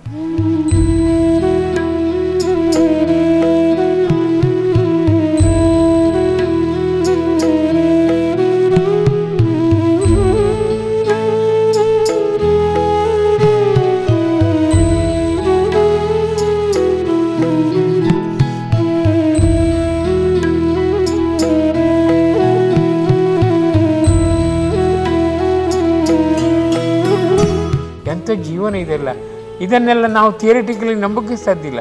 ಇಷ್ಟು ನೆನಪಿರುತ್ತೆ, ಅಲ್ಲಿ ನೆನಪು ಹೋಗ್ದಂಗೆ ನೆನಪು ಹೋಗುತ್ತೆ. ನಾವು ಭಾವನಾತ್ಮಕ ವಲಯದಲ್ಲಿದ್ದಾಗ ನಮಗದು ಮುಖ್ಯವೇ ಅಲ್ಲ, ಎಷ್ಟೋ ಸರಿ ಆಗುತ್ತೆ. ನೋಡಿ 80 ಪೈಸೆಗೂ ನಂಗೆ ಗೊತ್ತಿಲ್ಲ, ಮನೆಯವ್ರ ಮೇಲೆ ನಂಗೆ ಬೇಜಾರೂ ಆಗಲಿಲ್ಲ. ನಮ್ಮ ಅಣ್ಣನ ಮೇಲೆ ಹೇಳ್ಬೋದು, ಒಂದು ದುಡ್ಡು ಕಳ್ಸೋಕ್ಕಾಗೋದಿಲ್ಲ, ನಂದೆಂತ ಮೆಡಿಕಲ್ ನಾನು ಓಡ್ತೇನೆ ಅಂತ ಹೇಳಿ, ಅದು ಬರಲಿಲ್ಲ. ಯಾಕೆ ಆ ಭಾವನೆ ಬರದಿದ್ದಂತ ಆಪ್ತ ಮಿತ್ರ ಸಾಲವೂ ಕೊಟ್ಟಿಲ್ಲ. ಖಂಡಿತ ಅದೇ 10 ರೂಪಾಯಿ ಕೊಡಲಿಲ್ಲ, ಅವ ಕೋಟ್ಯಾಧಿಪತಿ. ಕೇಳಿದ್ದಿಗೆ ನಾನು 10 ರೂಪಾಯಿ, ಎಂತ ಒಂದು ದುರಂತ. ಆದರೆ all for good, all for good ಆಗುದೆಲ್ಲ ಒಳ್ಳೇದು. ಆಲ್ ಫಾರ್ ಗುಡ್ ಅಲ್ಲ, ಆಲ್ ಫಾರ್ ಬೆಸ್ಟ್. ಯಾಕಂದ್ರೆ ಅವ್ರೇನಾರು ಕೊಟ್ಟಿದ್ರೆ ಅವ್ರನ್ನ ಗಟ್ಟಿ ಹಿಡ್ಕೊಂತಿದ್ದೆ, ಈಗ ಯಾರನ್ನೂ ಹಿಡ್ಕೊಂಬಂಗಿಲ್ಲ. ನಮ್ಮ ಅಮ್ಮ ಹೇಳಿದ್ರು, ಎಲ್ಲ ಕೋಟ್ಯಾಧಿಪತಿಗಳು ನೆಂಟ್ರಿಷ್ಟಿದ್ರು. ನಾನು ಪ್ರೀ ಕ್ಲಿನಿಕಲ್ಲಿ ಹೋದಾಗ ಒಂದ್ಸರಿ ಎಲ್ಲರ ಮನೆಗೆ ಹೋಗಿ ಬಂದು 50 ಮನೆಗೆ ಕಳಿಸಿದ್ವಿ, 1 ರೂಪಾಯಿ ಕೊಡಲಿಲ್ಲ. ಎಲ್ಲ ನಾನೊಂದು 5,000 ತಗೊಂಬರ್ತೇನೆ ಎಲ್ಲರೂ, ಆಮೇಲೆ ಕೊಡ್ತೇನೆ ಆಯ್ತಾ, ಈಗ ಇಲ್ಲ ಆಯ್ತಾ, ನೀನು ಸುಮ್ಮನೆ ನಾಟಕಕ್ಕೆ ಬರೋದು, ದುಡ್ಡು ಇಲ್ದಿರೋ ಮೆಡಿಕಲ್ ಸೇರ್ತಾನೆ ಹೀಗೆ. ಕೊನೆಗೆ ನಾನು ಡಿಸ್ಟಿಂಕ್ಷನಲ್ಲಿ ಪಾಸ್ ಆದಮೇಲೆ ಎಲ್ಲ ಓಡಿ ಬಂದು ಅಂತೂ ಪಾಸಾದ ಇಲ್ಲ ಅಂತೇಳಿ, ನೀವು ಹೋಗಿ ದಯವಿಟ್ಟು ಹೋಗಿ 1 ಪೈಸೆ ನೀವು ಕೊಳ್ಳಿಲ್ಲ ಅಂದೆ. 80ಕ್ಕಿಂತ ಕಡಿಮೆ ನಂದು ಮಾರ್ಕೇ ಸಿಗಲಿಲ್ಲ, ಸ್ವಂತ ಅಡುಗೆಯಲ್ಲಿದ್ದರು. ವಿತ್ ಡಿಸ್ಟಿಂಕ್ಷನ್ ಪಾಸ್ ಆದ. ಯೋಚನೆ ಮಾಡಿ, ನಂಬಕ್ಕೆ ಈಗ ನಂಬುವುದೇ ಇಲ್ಲ ಎಲ್ಲರೂ, ಸತ್ಯ ಅಂದ್ರೂ ನಂಬುವುದಿಲ್ಲ. ಇದಕ್ಕಂತ ಹೇಳೋದು ನಾನು ಕೇಳಿದೆ, ಅವರವರು ಅನುಭವಿಸಬೇಕು ಅಂತ ಅಷ್ಟೇ. ಗಾಂಧೀಜಿ ಬರಿ ಮೈಲಿ ಇಂಗ್ಲೆಂಡಿಗೆ ಹೋದ್ರಂತ ನಮ್ಮ ಮಕ್ಕಳೆಲ್ಲ ಹೋಗ್ತಾರ? ಸಾಧ್ಯವೇ ಇಲ್ಲ. ನಮ್ಮ ಅಂಗಳಕ್ಕೆ ಹೋಯ್ಕಾರ ಇಷ್ಟು ಅಂತ ಸ್ಥಿತಿ ನೋಡಿ. ನಾವು ಯೋಚನೆ ಮಾಡ್ತಾ ಹೋದಾಗೆ ಇವತ್ತು ಅವಿಭಕ್ತ ಕುಟುಂಬ ಕಾಣೋದಿಲ್ಲ, ಇಲ್ಲವೇ ಇಲ್ಲ, ಇಲ್ವೇ ಇಲ್ಲ. ಎಲ್ಲ ನ್ಯೂಕ್ಲಿಯರ್ ಫ್ಯಾಮಿಲೀಸ್. ಹೌದು ಹೌದು. ಆಮೇಲೆ ನೀವು ಮನೆಯಿಂದ ಹೊರಡೆ ಬಂದರೆ ಆ ಜಾತಿ ಈ ಜಾತಿ ಅಂತ ಹೇಳುವಂಥದ್ದು, ಈ ರೀತಿಯ ಒಂದು ವಿಭಜನಾ ಮನೋಭಾವವನ್ನು ಹುಟ್ಟಿ ಹಾಕ್ತೇವೆ ನಾವು.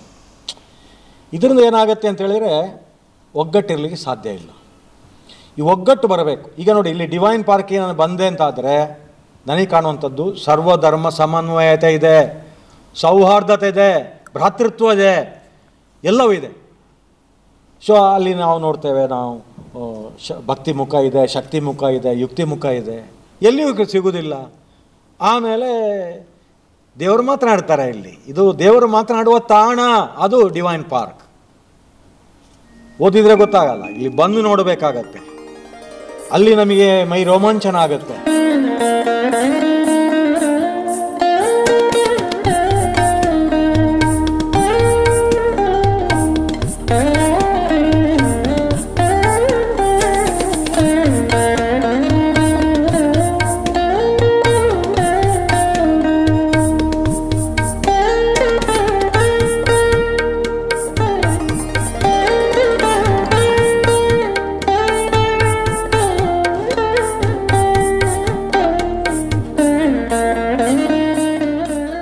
ಒಂದು ರೀತಿಯ ವೈಬ್ರೇಷನ್ ಇದೆ ಇಲ್ಲಿ, ನಾನೇ ಅನುಭವಿಸಿದ್ದು. ಈ ರೀತಿ ಆಗಬೇಕಾದ್ರೆ ಒಗ್ಗಟ್ಟು ಸಮಾಜದಲ್ಲಿ ಹೇಗೆ ತರುವಂಥದ್ದು? ಈ ಜಾತಿ ನಿರ್ಮೂಲನೆ ಮಾಡಲಿಕ್ಕೆ ಆಗೋದಿಲ್ಲ, ಇನ್ನು 100 ವರ್ಷ ಆದರೂ ಕೂಡ. ಕಡಿಮೆ ಆಗೋದಿಲ್ಲ. ಯಾಕೆ ನಾವು ರಾಜಕೀಯ ಲಾಭಕ್ಕೋಸ್ಕರ ಈ ಜಾತಿಗಳನ್ನು ಇನ್ನೂ ಇದು ಮಾಡ್ತಾ ಇದ್ದೇವೆ. ಒಂದು ಜಾತಿಯನ್ನು ಇನ್ನೊಂದು ಜಾತಿ ಮೇಲೆ ಎತ್ತಿ ಕಟ್ಟುವಂಥದ್ದು. ಇಲ್ಲಿ ಹೇಗಾಗುತ್ತೆ? ಅಭಿವೃದ್ಧಿ ಹೇಗಾಗುತ್ತೆ? ಪ್ರಗತಿ ಹೇಗಾಗುತ್ತೆ? ಸಮೃದ್ಧಿ ಹೇಗೆ ಬರುತ್ತೆ? ಇಲ್ಲಿ ತಮ್ಮ ಅನಿಸಿಕೆ ಏನು? ಖಂಡಿತ ಹೌದು. ನನಗೂ ಮೌನವಾಗಿ ನಾನು ರೋಧಿಸುತ್ತಿದ್ದೇನೆ. ಅಭಿವೃದ್ಧಿ ಎಂಬುದು ನಿಜವಾಗಿ ಸರ್ವನಾಶ ಆಗ್ತಾ ಇದೆ. ಅಭಿವೃದ್ಧಿ ಹೆಸರಿನಲ್ಲಿ ಮೋಸ, ದಗ, ವಂಚನೆ ನಡೀತಾ ಇದೆ. ಕೇವಲ ಲಾಭಕ್ಕಾಗಿ ಅಭಿವೃದ್ಧಿ ಹೊರತು ಮತ್ತು ಯಥಾರ್ಥವಾಗಿ ಎಲ್ಲ ನಷ್ಟವೇ ಹೊರತು ಭ್ರಷ್ಟರು, ನಷ್ಟರು, ಕಷ್ಟರು ಇದೆಲ್ಲ ತುಷ್ಟರು ಇಲ್ಲವೇ ಇಲ್ಲ. ಆ ಸ್ಥಿತಿ ಆಗಿದೆ. ಇದಕ್ಕೊಬ್ಬ ಐಡಿಯಲ್ ಬೇಕವ. ಆ ವ್ಯಕ್ತಿ ನಾನು ಈ ರೀತಿ ಮಾಡಿದ್ದೇನೆ, ನಾನು ಗೆದ್ದಿದ್ದೇನೆ, ಭಗವಂತನ ಪಡೆದಿದ್ದೇನೆ, ಭಗವಂತನ ಮಾತನ್ನು ಕ್ಷಣ ಕ್ಷಣವೂ ಪಡೆಯುತ್ತಿದ್ದೇನೆ ಅಂತ ಅವ ಹೇಳಬೇಕು. ಅವನ ಕಾರ್ಯಕ್ರಮ ಜಗತ್ತಿನಾದ್ಯಂತ ಹೋಗಬೇಕು. ಇದನ್ನು ನಂಬಬೇಕು. ಬಿಲೀಫ್ ರಿಲೀಫ್, ಅಲ್ಲಿ ಮತ್ತೆ ಮಿಸ್ಚೀಫ್ ಇರಲೇಬಾರ್ದು. ಆ ಬಿಲೀಫ್ ದೃಢವಾಗಬೇಕು. ಆ ಬಿಲೀಫ್ ಎಂಬುದು ನಂಬಿಕೆ. ನನ್ನ ಅಮ್ಮ ಇವಳು ತಾಯಿ, ಅದನ್ನು ಕ್ವಶನ್ ಉಂಟಾ? ನೀನೇ ತಾಯಿ ಅಂತ ಹೇಳಲಿಕ್ಕೆ ಏನು ಸಾಕ್ಷಿ? ಅವಳು ಕಣ್ಣೀರು ಹಾಕ್ತಾಳೆ ಅಷ್ಟೇ. ಯೋಚನೆ ಮಾಡಿ.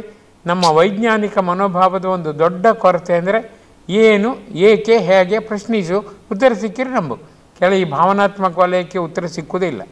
ಅದು ಭಾವನೆ ಅಂದರೆ ಯು ಶುಡ್ ಅಕ್ಸೆಪ್ಟ್ ಬ್ಲೈಂಡ್ಲಿ. ಒಂದಲ್ಲ ಒಂದು ಹಂತದಲ್ಲಿ ಅವಳೇ ಹೇಳ್ತಾಳೆ, ನಾನು ಹೆಂಗೆ ತಾಯಿ ಆದೆ ಗೊತ್ತಾ, ನಾನು ಯಾಕೆ ಮಾತಾಡೋದಿಲ್ಲ ಗೊತ್ತಾ, ನಂಗೆ ಶಬ್ದವೇ ಬರೋದಿಲ್ಲ, ನಿನ್ನ ಕಷ್ಟ ಕಂಡ ಅಮ್ಮ ಕಷ್ಟನ ಕಂಡು ಸಂತೋಷದಿಂದ ಹೇಳೋದುಂಟ. ಭಾರಿ ಮೌನದಲ್ಲಿ ಅಳ್ತಾ ಇರ್ತಾಳೆ. Unconditional love, unconditional love, for ever, infinite. ಅಲ್ಲಿ ಫೈನೈಟ್ಸ್ ಅಲ್ಲ. ಆ ಭಾವನಾತ್ಮಕ ವಲಯವನ್ನು ನಮ್ಮ ಸಮಾಜದಲ್ಲಿ ವಿಜ್ಞಾನ ಕತ್ತರಿಸಿಬಿಟ್ಟಿದೆ. ಈಗ ಯೋಚನೆ ಮಾಡಿ, ನನ್ನ ಪೇಷಂಟ್ಸ್ ಬರ್ತಾರಲ್ಲ, ನಮ್ಮ ಮಗ ಆಸ್ಟ್ರೇಲಿಯಾದಲ್ಲಿ ಇದ್ದಾರೆ ಸರ್, ಕೈ ತುಂಬ ಸಂಬಳ, ನಿನ್ನನ್ನು ಯಾವಾಗ ನಾನು ವೃದ್ಧಾಶ್ರಮಕ್ಕೆ ಸೇರಿಸೋದು ಫೋನ್ ಮಾಡಿದ್ದೇನೆ ಸರ್. ಹೇಗಾಗಬೇಕು? ಒಂದು ತಿಂಗಳ ಅವಳಿಗೆ ಹಾರ್ಟ್ ಫೇಲ್ ಆಗುವ ಸ್ಥಿತಿಲಿ ಬಂದು ಒದ್ದಾಟ, ಬಿ ಪಿ ಡೌನ್ ಅಥವಾ ಇರುತ್ತೆ. ಮಗ ಸೇರಿಸ್ತಾನೆ, ರಾತ್ರಿ ಕನಸಿನಲ್ಲಿ ಹೇಳ್ತಾಳೆ ಮಗ ಬರ್ತಾನೆ, ವೃದ್ಧಾಶ್ರಮಕ್ಕೆ ಸೇರ್ತಾನೆ. ಮೊಮ್ಮಗನೊಟ್ಟಿಗೆ ಇರಬೇಕಂತ ಹೇಳಿದ್ರೆ ನಾನು ಮೊಮ್ಮಗನ ಕರ್ಕೊಂಡು ಹೋಗೋದು, ನನ್ನ ಕುಟುಂಬಕ್ಕೆ ನನ್ನ ಮೊಮ್ಮಗನ ಹಿಂಗಲ್ಲ ಅಂತ. ಇದು ವೈಜ್ಞಾನಿಕ ನಿಲುವು. ಅಲ್ಲಿ ಭಾವನಾತ್ಮಕ ವಲಯವೇ ಇಲ್ಲ. ಎಲ್ಲ ಸ್ಥಿತಿ ಬರುವ ತನಕ ಅಮ್ಮ ಬೇಕು. ಒಂದು ಸ್ಥಿತಿಗೆ ಅಮ್ಮ ಬೇದ್ಮೇ ಅಮ್ಮನನ್ನು ತುಳಿಯುವುದು ತನ್ನ ಮೇಲೆ ಇರೋದು. ಈ ಭಾವನಾತ್ಮಕ ವಲಯದಲ್ಲಿ ನಾವು ಸೋಲ್ತಾ ಇದ್ದೇವೆ. ಇನ್ನು ಮುಂದೆ ಸಮಾಜದಲ್ಲಿ ಪ್ರೀತಿ, ತಾಳ್ಮೆ, ಕ್ಷಮೆ, ಕರ್ತವ್ಯತೆ, ನಿಸ್ವಾರ್ಥತೆ, ಸಹಕಾರ ಮನೋಭಾವ, ಸ್ನೇಹ, ಸೌಹಾರ್ದ, ಸಾಮರಸ್ಯ ಖಂಡಿತ ಹೋಗುತ್ತದೆ. ಅದಕ್ಕೆ ಈಗಿಂದೀಗಲೇ ನಾವು ಚುರುಕಾಗಬೇಕು. ಮುಂಚೆ ನೋಡಿ, ಪಂಚತಂತ್ರದ ಕತೆ 1, 2, 3, 5ನೇ ಕ್ಲಾಸ್ವರೆಗೆ ಹೇಗಿರ್ತಿತ್ತು. ಈಗ ಪಂಚತಂತ್ರ ಕಥೆಯೇ ಇಲ್ಲ. ಹೌದು. ಆಗ ನೋಡಿ, ಗಿಳಿ ಮಾತಾಡುತ್ತೆ, ನರಿ ಮಾತಾಡುತ್ತೆ, ಹಂದಿ ಮಾತಾಡುತ್ತೆ. ಅದನ್ನ ಒಬ್ಬ ವ್ಯಕ್ತಿ ಯಾರು ಹಂದಿ ಮಾತಾಡುತ್ತೆ ಕೇಳಿದ್ದೀಯಾ ಆ ಮಕ್ಕಳು? ಈಗ ನೋಡಿ, ಹಂದಿ ಹೆಂಗೆ ಮಾತಾಡುತ್ತೆ? ಈಗ ನೋಡಿ, ಆ ಜಾಯಮಾನವೇ ಬದಲಾಗಿಬಿಟ್ಟಿದೆ. ಇದನ್ನು ನಾವೀಗ ಪುನಃ ನಾವು ಅಭಿವೃದ್ಧಿಗೊಳಿಸ್ಬೇಕಾದ್ರೆ ಆರಂಭದಿಂದ ಬರಬೇಕು. ಮನೆ ಮೊದಲ ಪಾಠ ಶಾಲೆ, ಜನನಿ ತಾನೇ ಮೊದಲ ಗುರು. ಹೌದು, ಅದಕ್ಕೆ ಥಿಯರಿ ಆಗಿಬಿಟ್ಟಿದೆ. ಈಗ ಜನನಿಗೆ ಏನೂ ಇಲ್ಲ. ಈಗ ಸಿನಿಮಾ ಗೀತೆ ಮಾತ್ರ ಇರುತ್ತೆ ಬಾಯಲ್ಲಿ ಅಷ್ಟೇ, ಮತ್ತೇನೂ ಇಲ್ಲ. ಇದಕ್ಕೆ ನಾವು ದೊಡ್ಡ ಹೋರಾಟ ಮಾಡಬೇಕಾಗತ್ತೆ. ಅದಕ್ಕೆ ಸ್ಪಿರಿಚುವಲ್, ಡೈನಮಿಕ್ ಸ್ಪಿರಿಚುವಾಲಿಟಿ ಬೇಕು. ಯಾರು ಸಾಧು ಸಂತರು ಮಠದಲ್ಲಿ ಮಾತಾಡ್ತಾರೆ ಅವ್ರು ಹೊರಗೆ ಬಂದು ಮನೆಯಲ್ಲಿ ದಾರಿ ತೋರಬೇಕು. ಮನೆಯಲ್ಲಿ ಇನ್ಫ್ಯೂಸ್ ಮಾಡಬೇಕು ಸ್ಟ್ರೆಂತನ್ನು, ಮನೆಯಲ್ಲಿ ಇಂಜೆಕ್ಟ್ ಮಾಡಬೇಕು ಅವರಿಗೆ ಹೊಸ ಸ್ಫೂರ್ತಿ ಶಕ್ತಿಯನ್ನು. ತಾಳ್ಮೆ ಇಲ್ಲವೇ ಇಲ್ಲ. ರ್ಯಾಶ್ನೆಸ್, ರೂಡ್ನೆಸ್ ಇದು ಆಳುತ್ತದೆ ನಮ್ಮ ಜಗತ್ತಿನ ಮುಂದೆ. ಅದಕ್ಕೆ ರ್ಯಾಶ್ಲೆಸ್ ಅಲ್ಲ, ರ್ಯಾಶ್ನಿಲ್ನೆಸ್ ಆಗಬೇಕು, ರೂಡ್ ನಿಲ್ನೆಸ್ ಆಗಬೇಕು. ಆ ಸ್ಥಿತಿಗೆ ನಾವು ಬೆಳವಣಿಗೆ ಆಗಬೇಕು. ಅದಕ್ಕೊಬ್ಬ ಆದರ್ಶ ಐಡಿಯಲ್ ಬೇಕು. ಐಡ್ಲೆಲ್ಲ ಆಗಿದ್ದಾರೆ, ಐಡಿಯಲ್ ಬೇಕು. ಅವ ಕಾದಿ ಕಷ್ಟ ಕಾವಿಯಲ್ಲಿ ಸಿಗ್ತಾನೆ, ಅವನ್ನ ಹೊರಗೆ ಎಳ್ಕೊಂಡು ಬರಬೇಕು. ಅದಕ್ಕೆ ನಂಗೆ ಹೇಳಿದ್ದು, ನೀನು ಕಾದಿ ಧರಿಸಿ ಒಳಗೆ ಹೋಗಬೇಡ, ನೀನು ಸಂಸಾರಿಗಳ ಮಧ್ಯೆ ಆದರ್ಶ ಸಂಸಾರಿಯಾಗು. ಸನ್ಯಾಸಿಗಳು ಸೋತ ಕೆಲಸವನ್ನೆಲ್ಲ ನಿಂಗೆ ಕೊಡ್ತೇನೆ, ನೀ ಮಾಡು. ಈಗ ನಮ್ಗೆ ಹೇಳಿದ್ದಾರೆ, ವಿವೇಕ ವೀರಿಗೆ ಹೇಳಿದ್ದಾರೆ, ಜಗತ್ತನ್ನು ಸಾಮರಸ್ಯದ ಬೀಡಾಗಿ ಸೌಹಾರ್ದದ ನಾಡಾಗಿ ಚೇಂಜ್ ಮಾಡಿ ನಾನಿದ್ದೇನೆ ನಿಮ್ಮ ಜೊತೆಗೆ, ಎದರಿಂದ ಎಳೆಯುತ್ತೇನೆ, ಹಿಂದಿನಿಂದ ದೂಡುತ್ತೇನೆ. ಯಾರು ಹೇಳ್ತಾರೆ?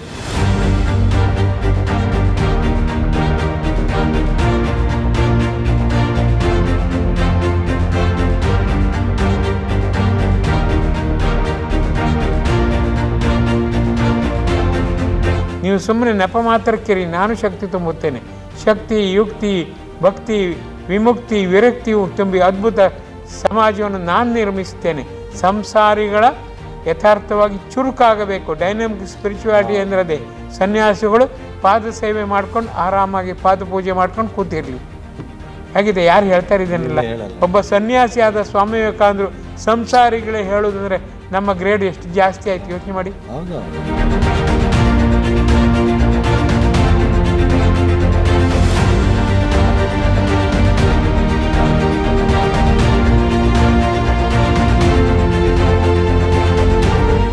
ಯಾವ ಸನ್ಯಾಸಿಗೂ ಸ್ವಾಮಿ ವಿವೇಕಾನಂದರ ಬಗ್ಗೆ ಬೇಡ ಅವ್ರು ಮಾತಾಡ್ತಂದ್ರೆ ಇನಫ್ ಯಾಸ್ ಗಿವನ್, ಇನ್ನೇದಕ್ಕೆ ಮಾತಾಡ್ತಾರೆ ಅವ್ರ ಪ್ರಶ್ನೆ ಆಗಿದೆ ನೋಡಿ. ನನಗೆ ಹೇಳ್ತಾರೆ ಇನ್ನಷ್ಟು ನಾನು ಹೇಳಲಿಕ್ಕಿದೆ. ಚಿಕ್ಕ ವಯಸ್ಸಿನಲ್ಲಿ ನಾನು ದೇಹಾತೀತ ಅಸ್ತಿತ್ವದಲ್ಲಿ ಕ್ಷಣಾರ್ಧದಲ್ಲಿ ಜಗತ್ತನ್ನು ಕ್ರಮಿಸಬೇಕಂತ ದೇಹಾತೀತ ನನ್ನ ಗುರುಜಿ ರಾಮಕೃಷ್ಣ ಬೇಡಿದೆ. ನಾನು ಅಂತೆ ಮಾಡಿ ನಾನು ದೇಹಾತೀತ ಅಸ್ತಿತ್ವದಲ್ಲಿ ಸಮಾಜದಲ್ಲಿ ಇನ್ನಷ್ಟು ಚುರುಕಾಗಬೇಕು, ಡೈನಮಿಕ್ ಸ್ಪಿರಿಚುವಾಲಿಟಿಯನ್ನು ತುಂಬಬೇಕು ಜಗತ್ತಿಗೆ ಕಣ್ಣೀರು ಹಾಕಿ ಬೇಡಿದ್ದಕ್ಕೆ ನಂಗೆ ಅಂತ್ಯ ಮಾಡಿದರು. ಈಗ ನಾನೀಗ ಡಿವೈನ್ ಪಾರ್ಕ್ನಲ್ಲಿದ್ದೇನೆ ದೇಹಾತೀತ ಅಸ್ತಿತ್ವದೊಂದಿಗೆ.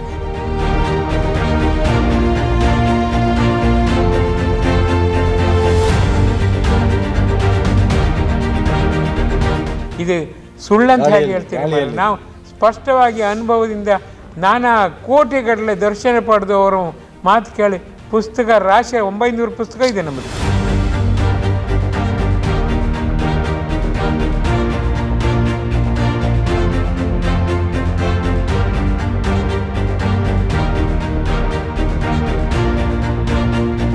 ಕನ್ನಡದಲ್ಲಿ ಪ್ರಿಂಟ್ ಆಗಲಿಕ್ಕೆ ಇನ್ನೂ 1,000 ಇದೆ. ಯೋಚನೆ ಮಾಡಿ, ನಾವು ದುಡ್ಡು ಇಲ್ಲದೆ ಒದ್ದಾಡ್ತಿದ್ದೇವೆ.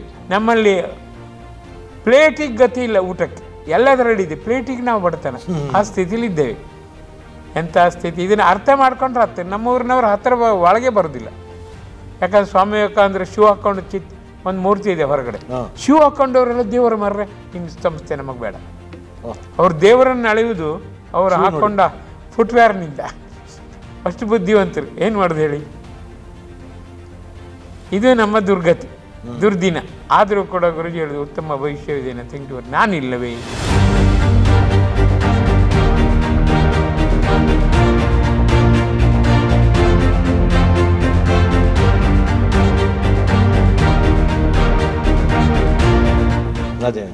ಅಷ್ಟೇ ಅವರು ಹೇಳು.